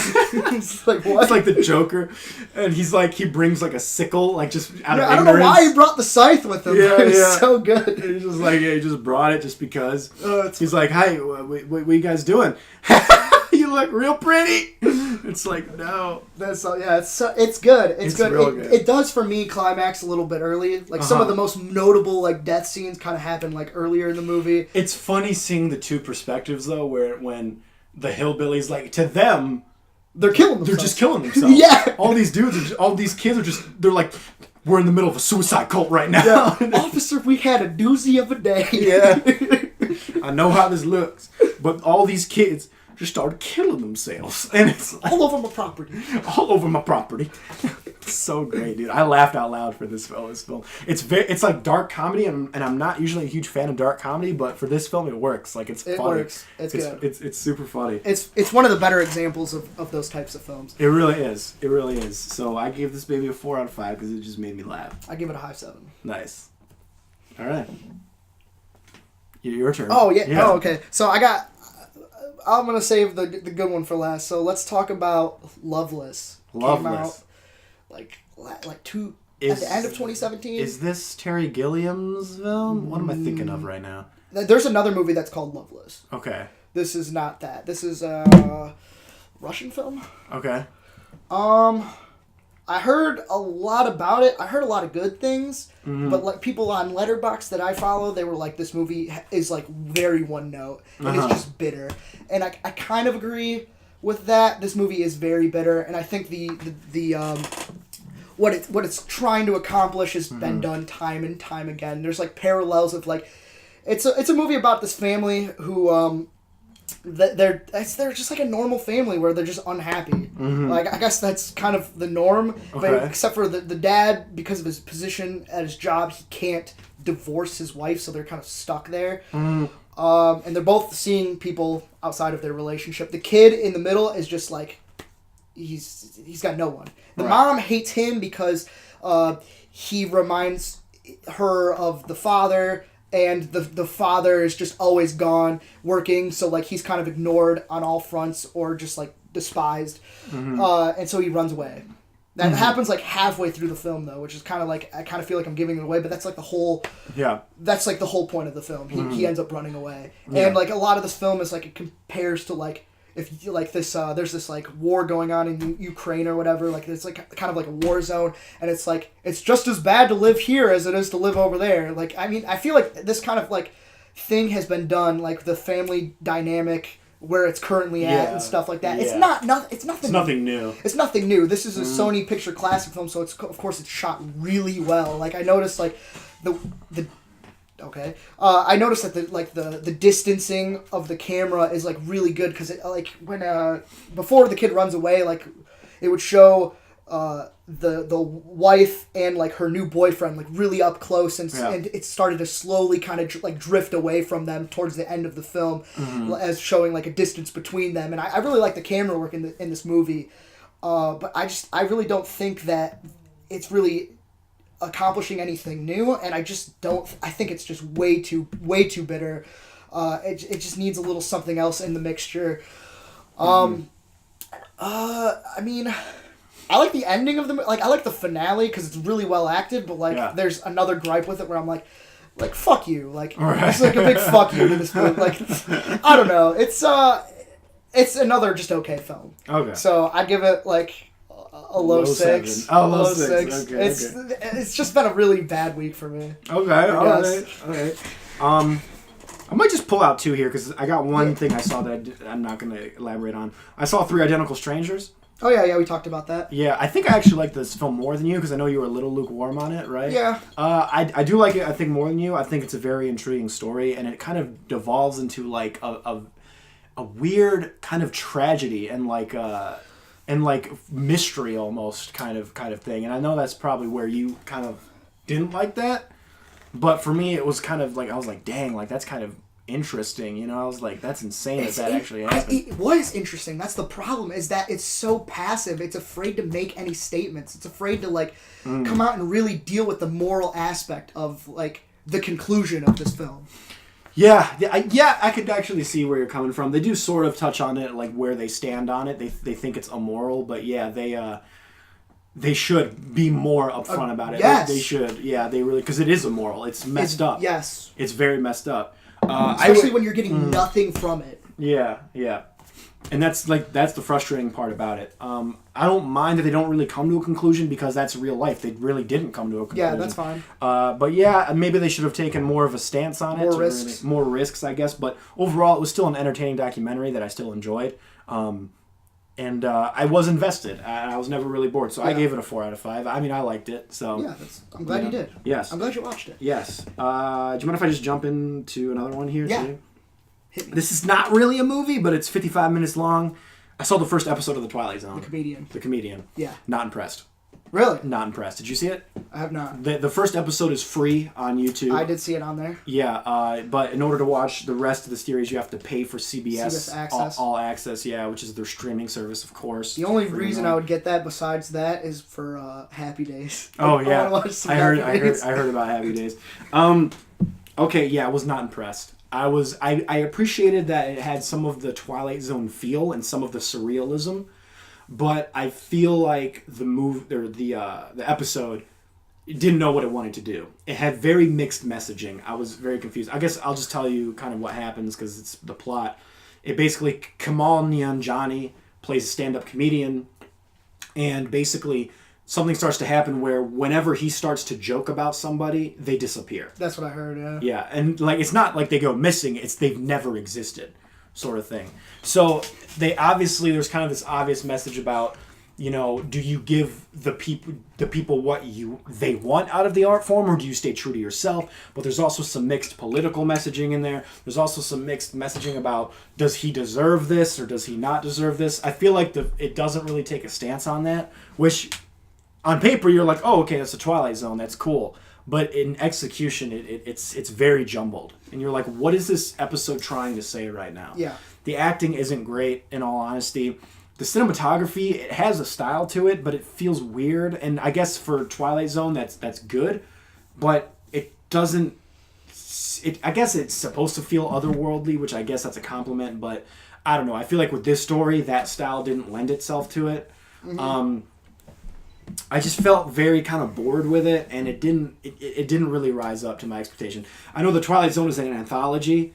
My friend Mitch mentioned he's dismissing the series entirely because of the one episode. Because of this one episode, which, again, like we were just talking about it, like with anthologies, I don't think that's necessarily fair to judge on one episode. That's like going to Black Mirror and watching their worst episode, which is arguably the episode with the bees, or the episode with like the Metalhead. Yeah, it's like watching Metalhead first and being like, I'm not watching Black Mirror. You know, it's kind of like, I can't judge the entire series, especially an anthology series based on one episode. I can't do it. You know, I just can't do it. So I'm not judging the whole series, but as an episode, this was a very weak episode to be like your kickstart to the new revival.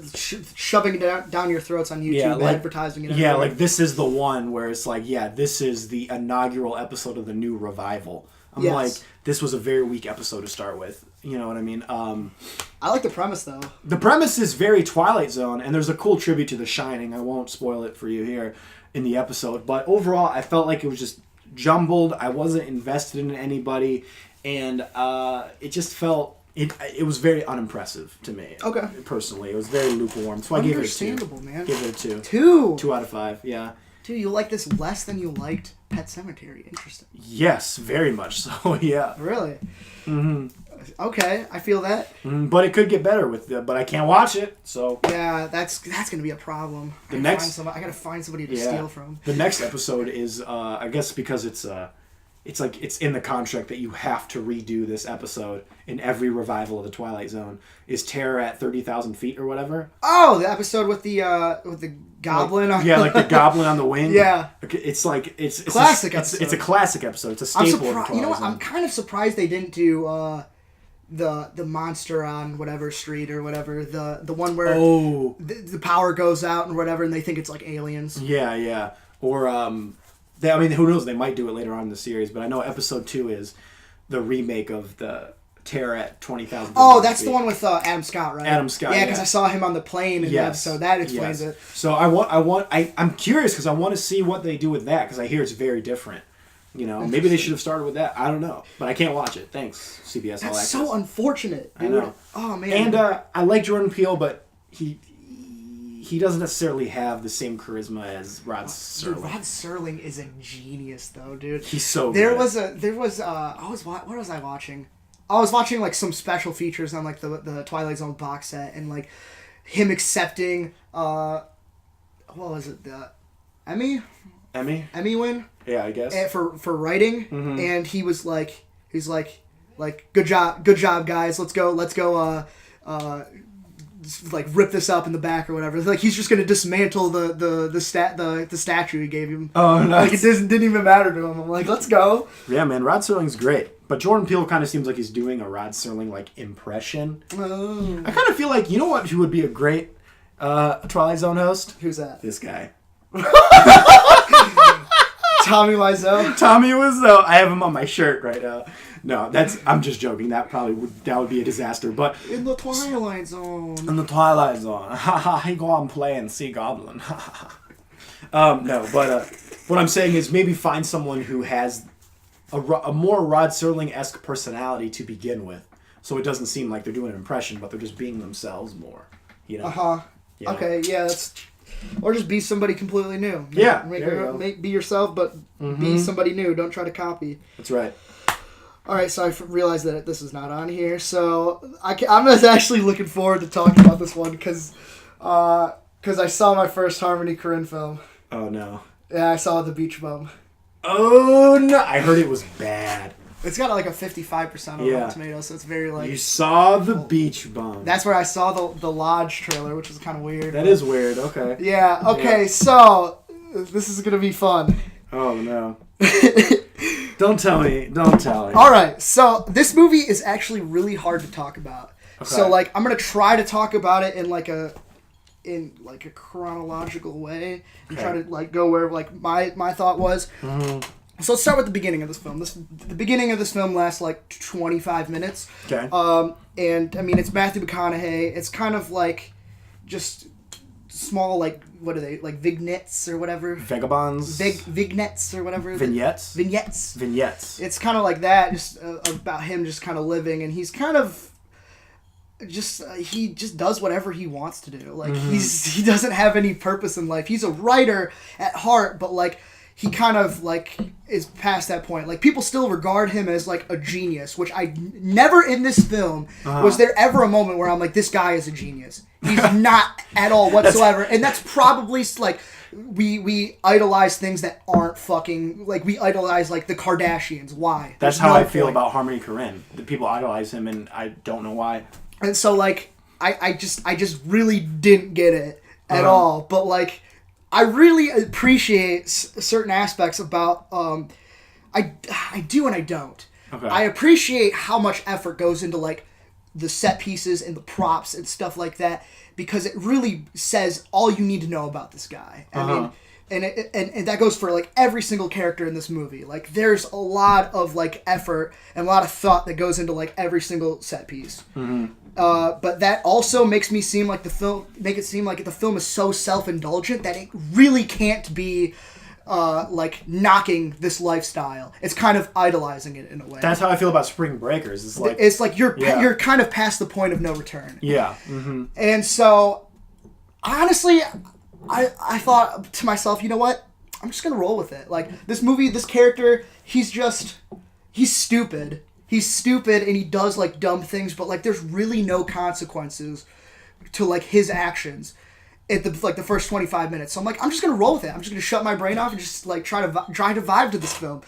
And so 25 minutes later, the big like emotional moment happens to this guy, and of course, you know, like there's no point, but like, because he's so high and out of his mind all the time that like he doesn't get the grasp of the situation. Okay. And I mean, obviously the audience doesn't either. Like, I can't imagine anybody was emotional for like this big moment. Right. And so the movie... wouldn't you say that's a failure then, if you can't get the audience emotionally invested? I mean, it's really not the point.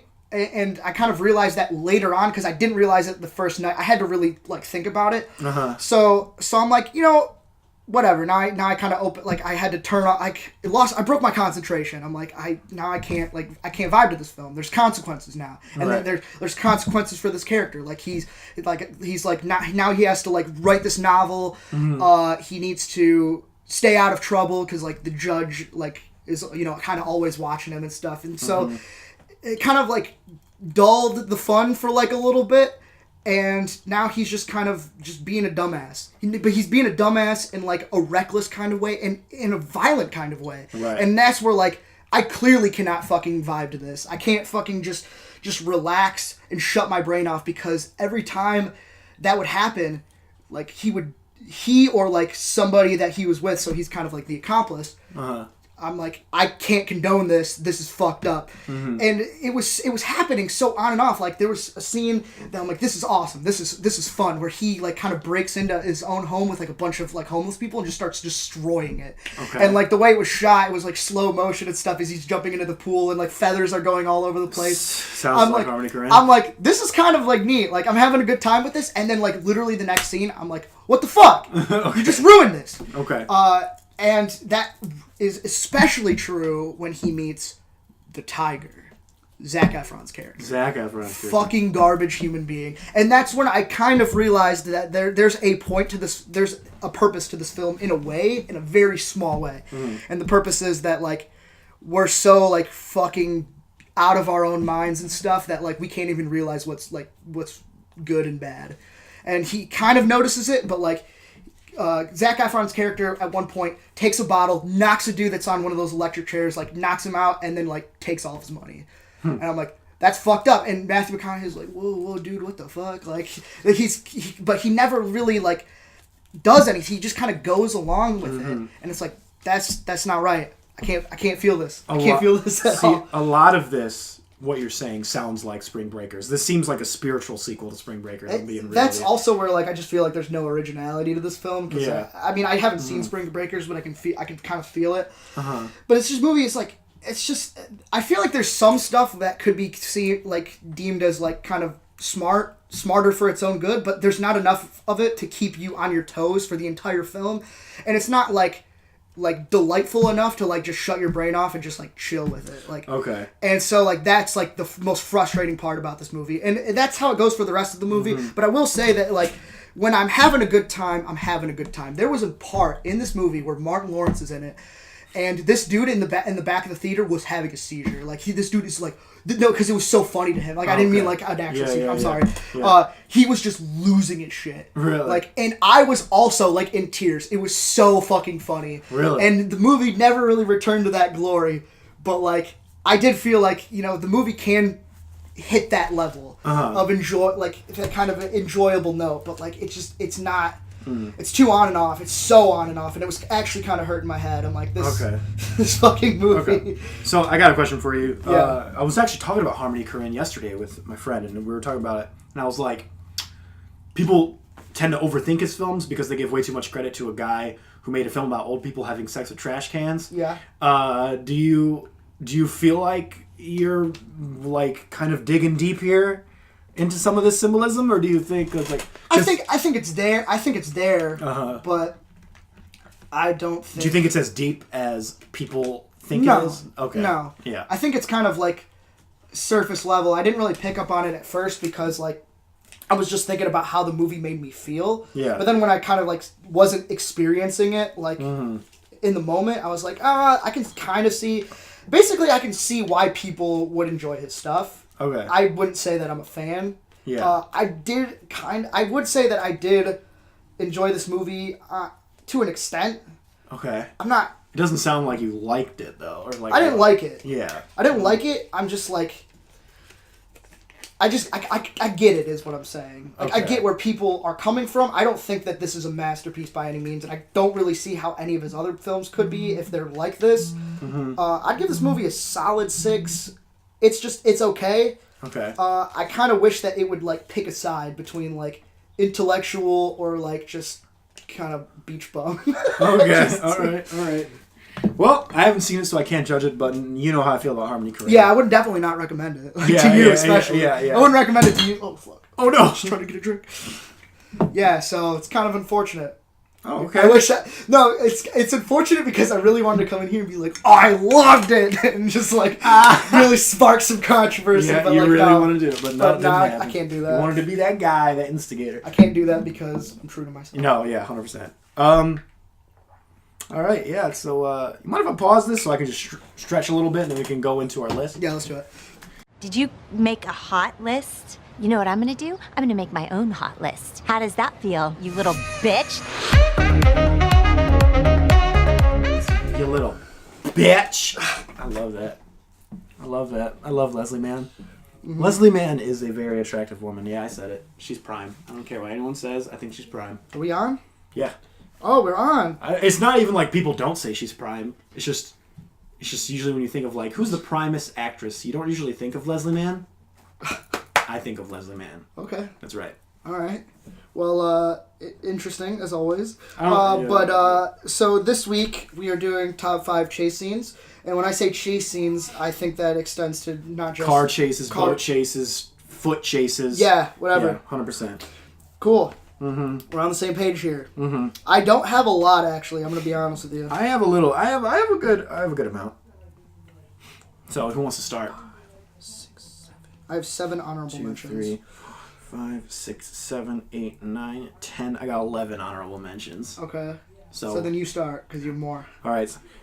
So I go with 4, and then we'll we'll be even, I suppose. All right, first one. This is gonna surprise you. That's not on my list. Okay, Bullet. That's the movie I was talking about. Okay. Yeah, it's not. I haven't seen the movie, so I can't. I haven't seen the whole movie, but I've seen the car chases, and they're good for its time. Yeah, it's good for its time. I think I've seen better. I'm gonna be real with you. I've seen better since then. Maybe people who grew up with Bullet will be like, you know. I think you need context too. Yeah, that's maybe changed my opinion on films. That's very true. Context does help. So that's why it's an honorable mention. Because I know with context, it's one of the best car chases ever put to film. That's just a fact, apparently. So I needed to put that on there. Here's another one. I haven't seen this movie, French Connect. Oh wait, did I see? I think I saw French Connection years ago. I don't remember it, so I put that on there as well. Oh my God! Shut the fuck up! I'm gonna smack the shit out of you. Blues Brothers. Okay. Great car chase. Has one of the best. Pile-ups ever. Uh-oh. This is it. Uh-oh. Oh, he's mad. I want you to shut the fuck up, bro. Oh boy. We're keeping that. Oh, of course, 100%. Blues Brothers has a great pile-up scene where like all the yeah. It's amazing. And Casino Royale, the beginning foot chase, the parkour and everything, great, so good. Which one did you say? Casino Royale. Casino Royale. Yeah. Mm-hmm. Casino Royale is on there for me. Sweet. Is that not? It's great. Yeah. I really like the parkour stunts. I really like when they scale the crane. Yes. It's a great way to start. One of my favorite parts of that, and I remember being in the theater when I saw it. First of all, it's a great way to show the reboot of Bond. You know what I mean? Because this was the reboot of Bond, like the more serious, gritty version, and it was awesome. Yeah. People laughed so hard in the theater when the parkour dude straight up went through that little hole. And then he just busts through the drywall. He just busts through the drywall. Yeah. It's so good. So good, An amazing foot chase. One of the best foot chases. Yeah, it was such a good way to start, like, a revamped franchise. 100%. Yeah. 100%. Great film. And great chase. So. Yeah. So that technically that goes as one of mine. Okay, yeah. My next one, I don't know why this is so weird that this film just keeps coming up lately. Not a huge fan of the film, but it has a great chase, and that's Death Proof. It has a great car chase, especially at the end with Zoe Bell straight up strapped to the car. That they actually did that too. She's a stunt woman. She was strapped to the car, and like as stuntman Mike, played by Kurt Russell, was chasing them. Really edge of your seat stuff. Not a fan of the film as a whole, but to say that's not a great car chase, I would be lying to myself. So no, for sure, for sure.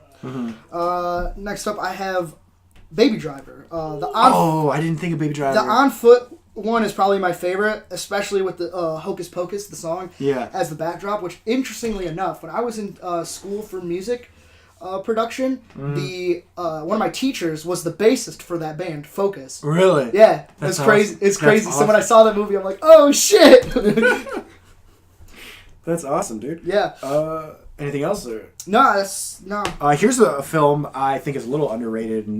This is a film that you forgot existed. Wanted, with Angelina Jolie and James McAvoy. Oh yeah, has a great car chase. Oh yeah, the car chase in that is super cool. It has a lot of really cool stunts. Maybe there's one part, I don't know if you remember, where James McAvoy's like cowering like this, and then she does like a donut, and then he like donuts into the car, like she donuts him into the car. That's right. Yeah, and that's really forgot cool. all about that. I was always so infatuated with the bullet twist. That film, just like the comic series it's based off of, is ridiculous, but it has some really cool visual moments. And there's another part where like a car comes up, and spins over the hood of. It's awesome. You should just watch it. It's a cool chase. I have the movie. I actually have never I kind of regretted. Didn't they make a sequel to that? That just completely. I don't even know. I don't know. I don't know. So. But like no one was in it. It was a completely new cast. I could be completely wrong. But God, I hope not. That sounds awful. It does. Good. You might be surprised this isn't on my top list. T2, kind of similar to the first one. Both are actually solid, but T2 has a little bit more fat to it.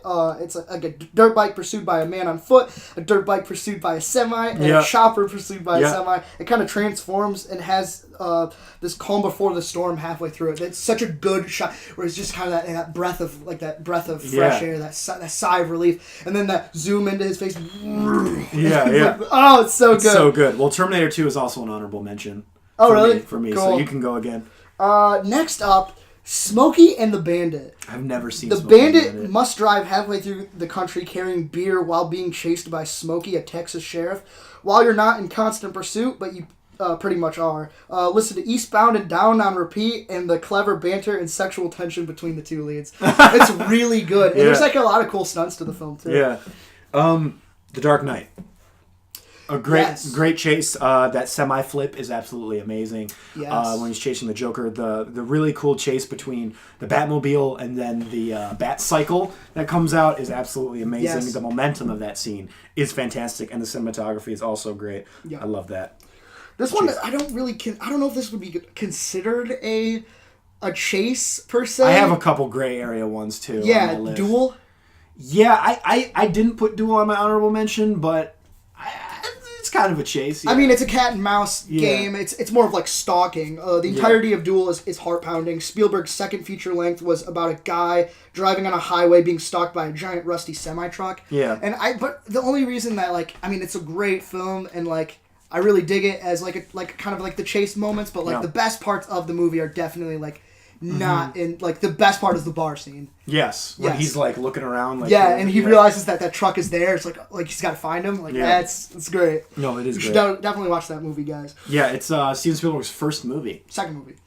What was his first one? I can't remember. Well, I know. I think. Are you sure? Because I think it was his first movie, but it was straight to TV, and his first theatrically released film was Sugarland Express. That might be the trick to it, I guess. I guess so. Yeah. Yeah. So. Because it did get released afterwards in theaters later on or whatever. Yeah, later on, but. Yeah. Yeah. Yeah. No, you're right. All right. Next one. It's not that great of a film, but it has an amazing car chase, and that's Matrix Reloaded. Mm-hmm. Great car chase. It's super cool, and it still holds up. Yeah. Has a lot of cool effects, and it's the best part of that film. So. Okay. Mm-hmm. We're just not saying much because that film's not great, but that car chase is great. So. Okay. Mm-hmm. So you got one more after this? I have. Two more? Two more, yeah. Okay, cool, because I have two more. The Great Escape. It's not really, it's kind of like a gray area one. I mean, he's being chased, but there's really not too much to this chase, except for when Steve McQueen is jumping over fences, which is really sick, and it was kind of a nice change of pace from the film, because the film's 2 hours and 45 minutes. Yeah. It's always entertaining, but that was kind of a cool way to kind of towards the end of the movie, it's a classic shift scene. Gears. Yeah, for sure. Such a good movie. One of my favorites. I got another Bond film for you. The World Is Not Enough has a really good boat chase. The boat chase is really good. So much. I can't remember much about that film. I hate that movie. Who is I can't remember. Was that the one with Denise Richards? Denise Richards as Christmas Jones, right? No, there was I think Christmas Jones, and then there was another Bond chick who was the authentic one. Okay, is that the one where the villain, where he's in a chair and the villain was trying to break his neck with a wheel? Is that World Is Not Enough? I don't think so.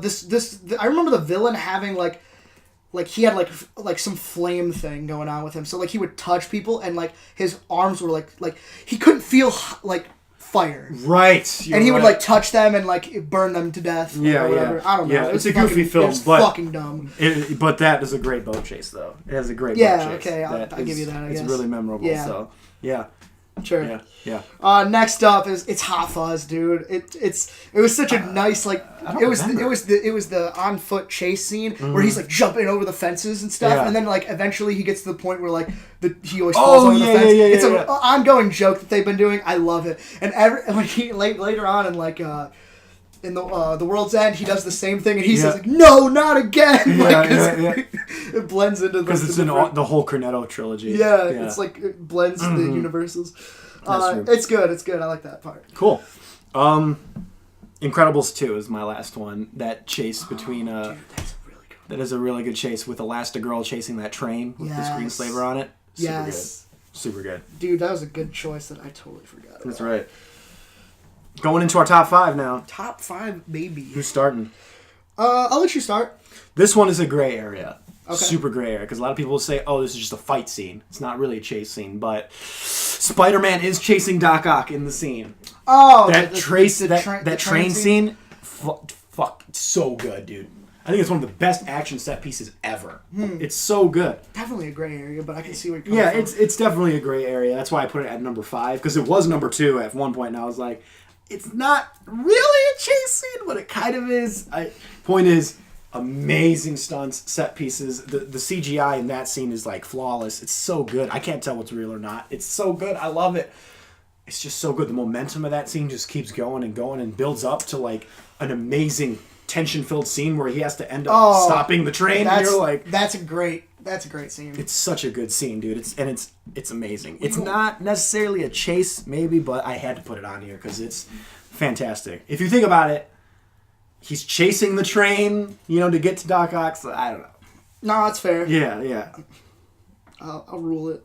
Yes. I'll let it slide. All right. Just kidding. Mm-hmm. Number 5, the General. Buster Keaton has to chase down a train that his fiancée was accidentally taken on.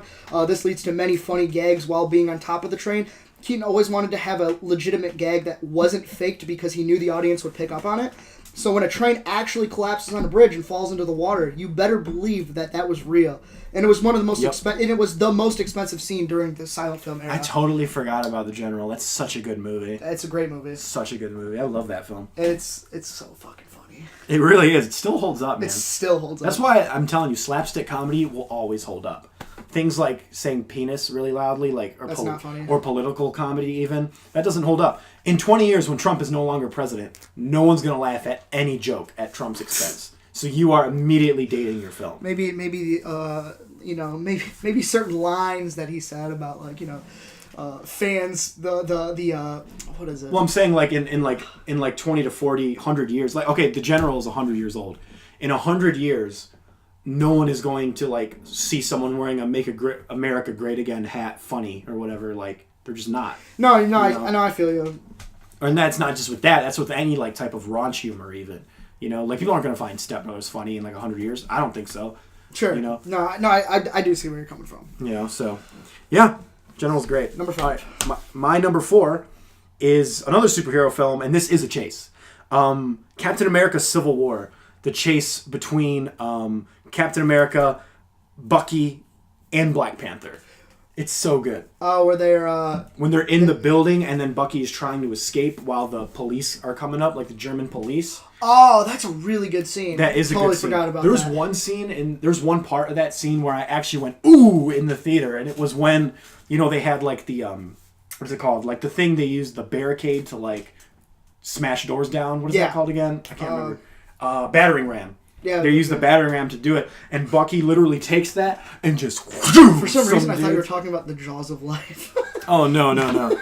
Bucky takes that with his hand and just, boom, hits one of the dudes, and he just goes flying back and, hits it. I was like, oh, shit!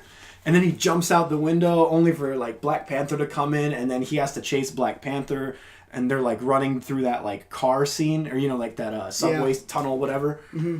Oh, it's so good. It's so good. It's such good. Oh, and that scene where freaking Bucky, there's a motorcycle coming and Bucky just grabs it and, does that flip onto it. It's so good.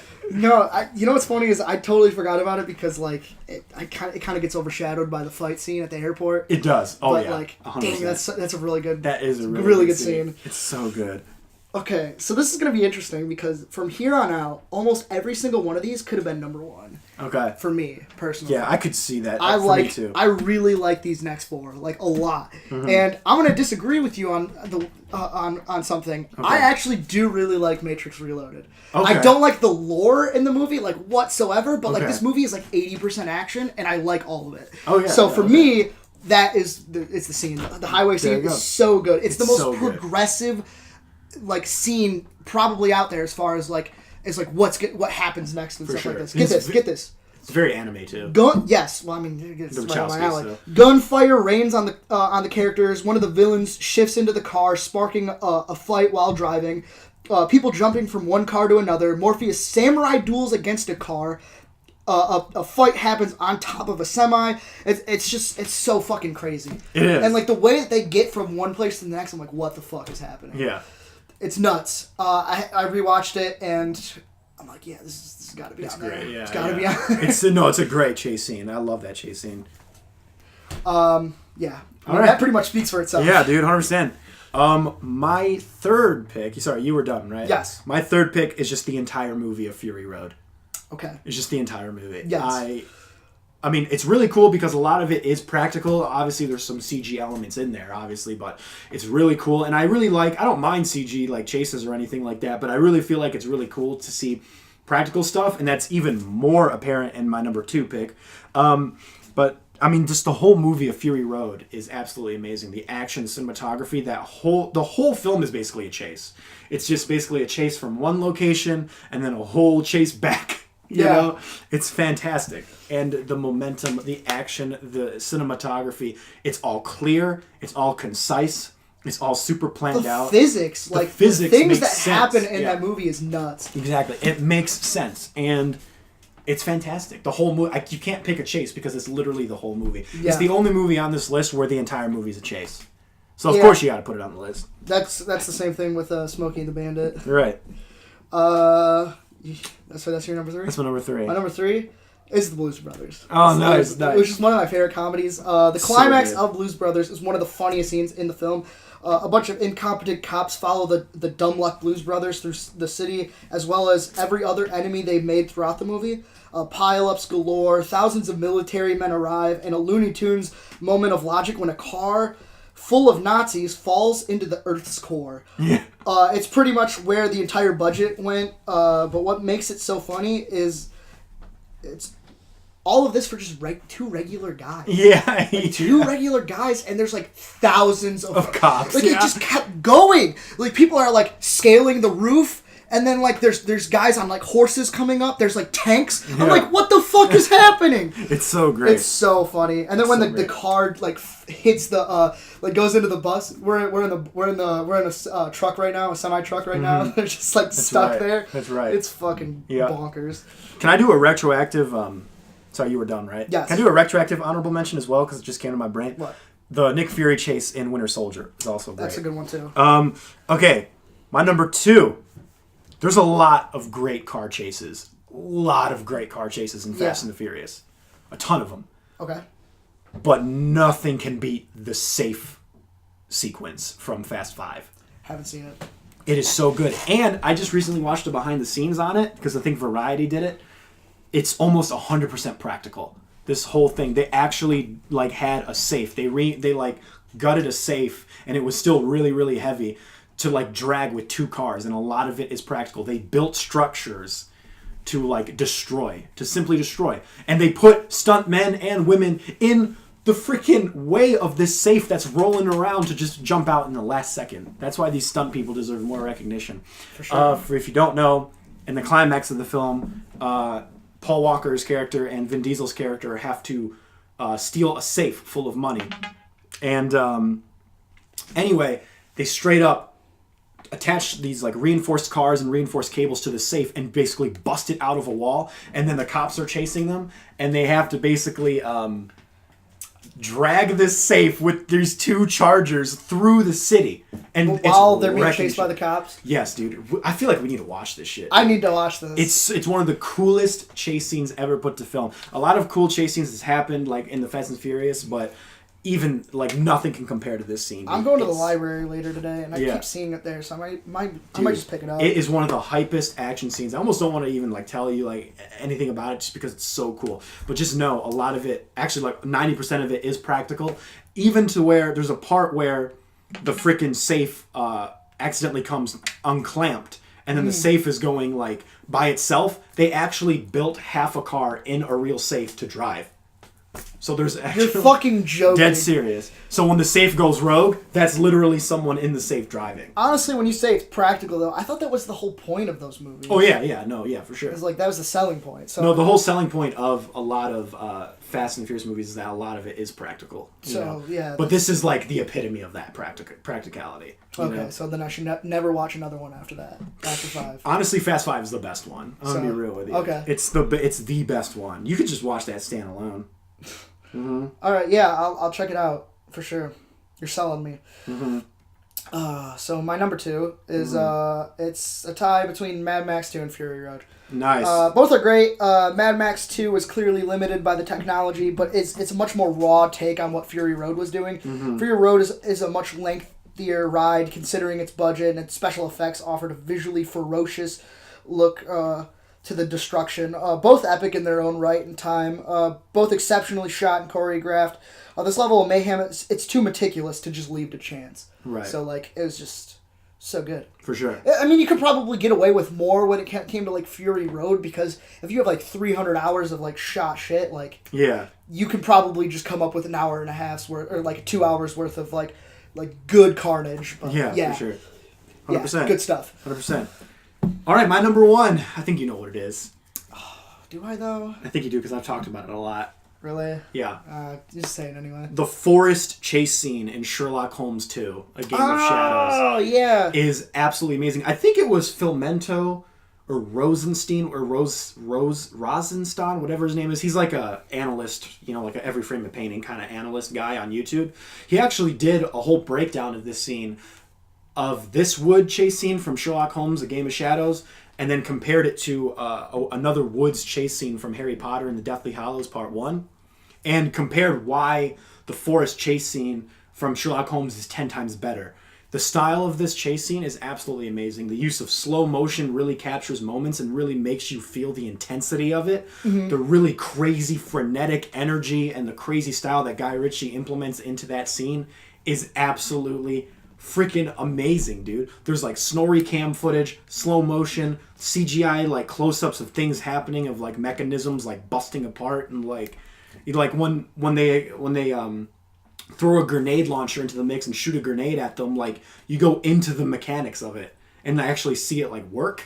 Yeah, wasn't that like all in slow motion too? Yeah, and it's like a speed ramped version of like slow motion and non-slow motion. Yeah. The momentum, dude, is insane. I do remember really liking that scene. That scene is so good, dude. Totally forgot about it. And the music also is so good, and you really feel the intensity of it, dude. It's absolutely... I've never seen a chase scene shot like that, ever. It was, like, so freaking good.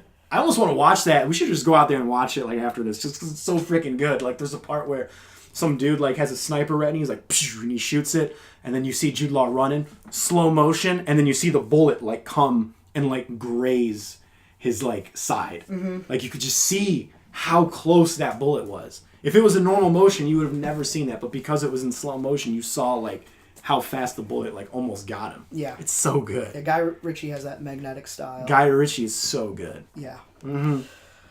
So your number one, huh? That's my number one. My number one. Well, if it's not Bullet, I mean, it's got to be the other one. French Connection? Yeah, it's the French Connection. I knew it, okay. French Connection. Owen Roisman got robbed for best cinematography. To avoid accidents during the creation of a car following an elevated train, Roisman undercranked the camera to 18 frames a second to enhance the speed. Still, stunt drivers did hit a couple cars during the scene, and those accidents were left in the film to show the recklessness of Popeye. Roisman's bumper mount has become iconic and actually appeared in some of the other scenes I brought up. Relatively grounded, gritty, and it's adrenaline pumping.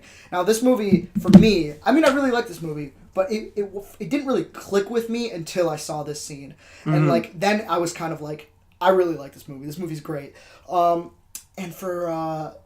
And for the conclusion of this scene, if you don't know how it concludes, yeah, it's so good because like they consulted with the guy that they based it off of, mm-hmm. the guy who's playing like Popeye is based off of, and they're like, what would you have done in this specific circumstance?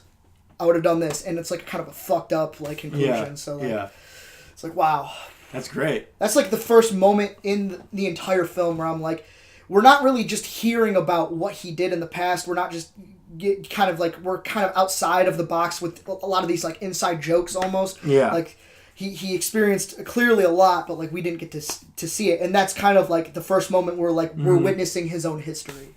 Nice. So dude. It's a really good scene. I love that scene. Nice. Great chase too. Nice, dude. Well, that's the list. That's the list. I guess anything else? Anything else you want to? No, but I feel like you got something to say. You ever see Apocalypse Now? Yes. Well, you know what they say about Apocalypse Now, right? Which one? I love the smell of soot in the morning. Knew where that was going.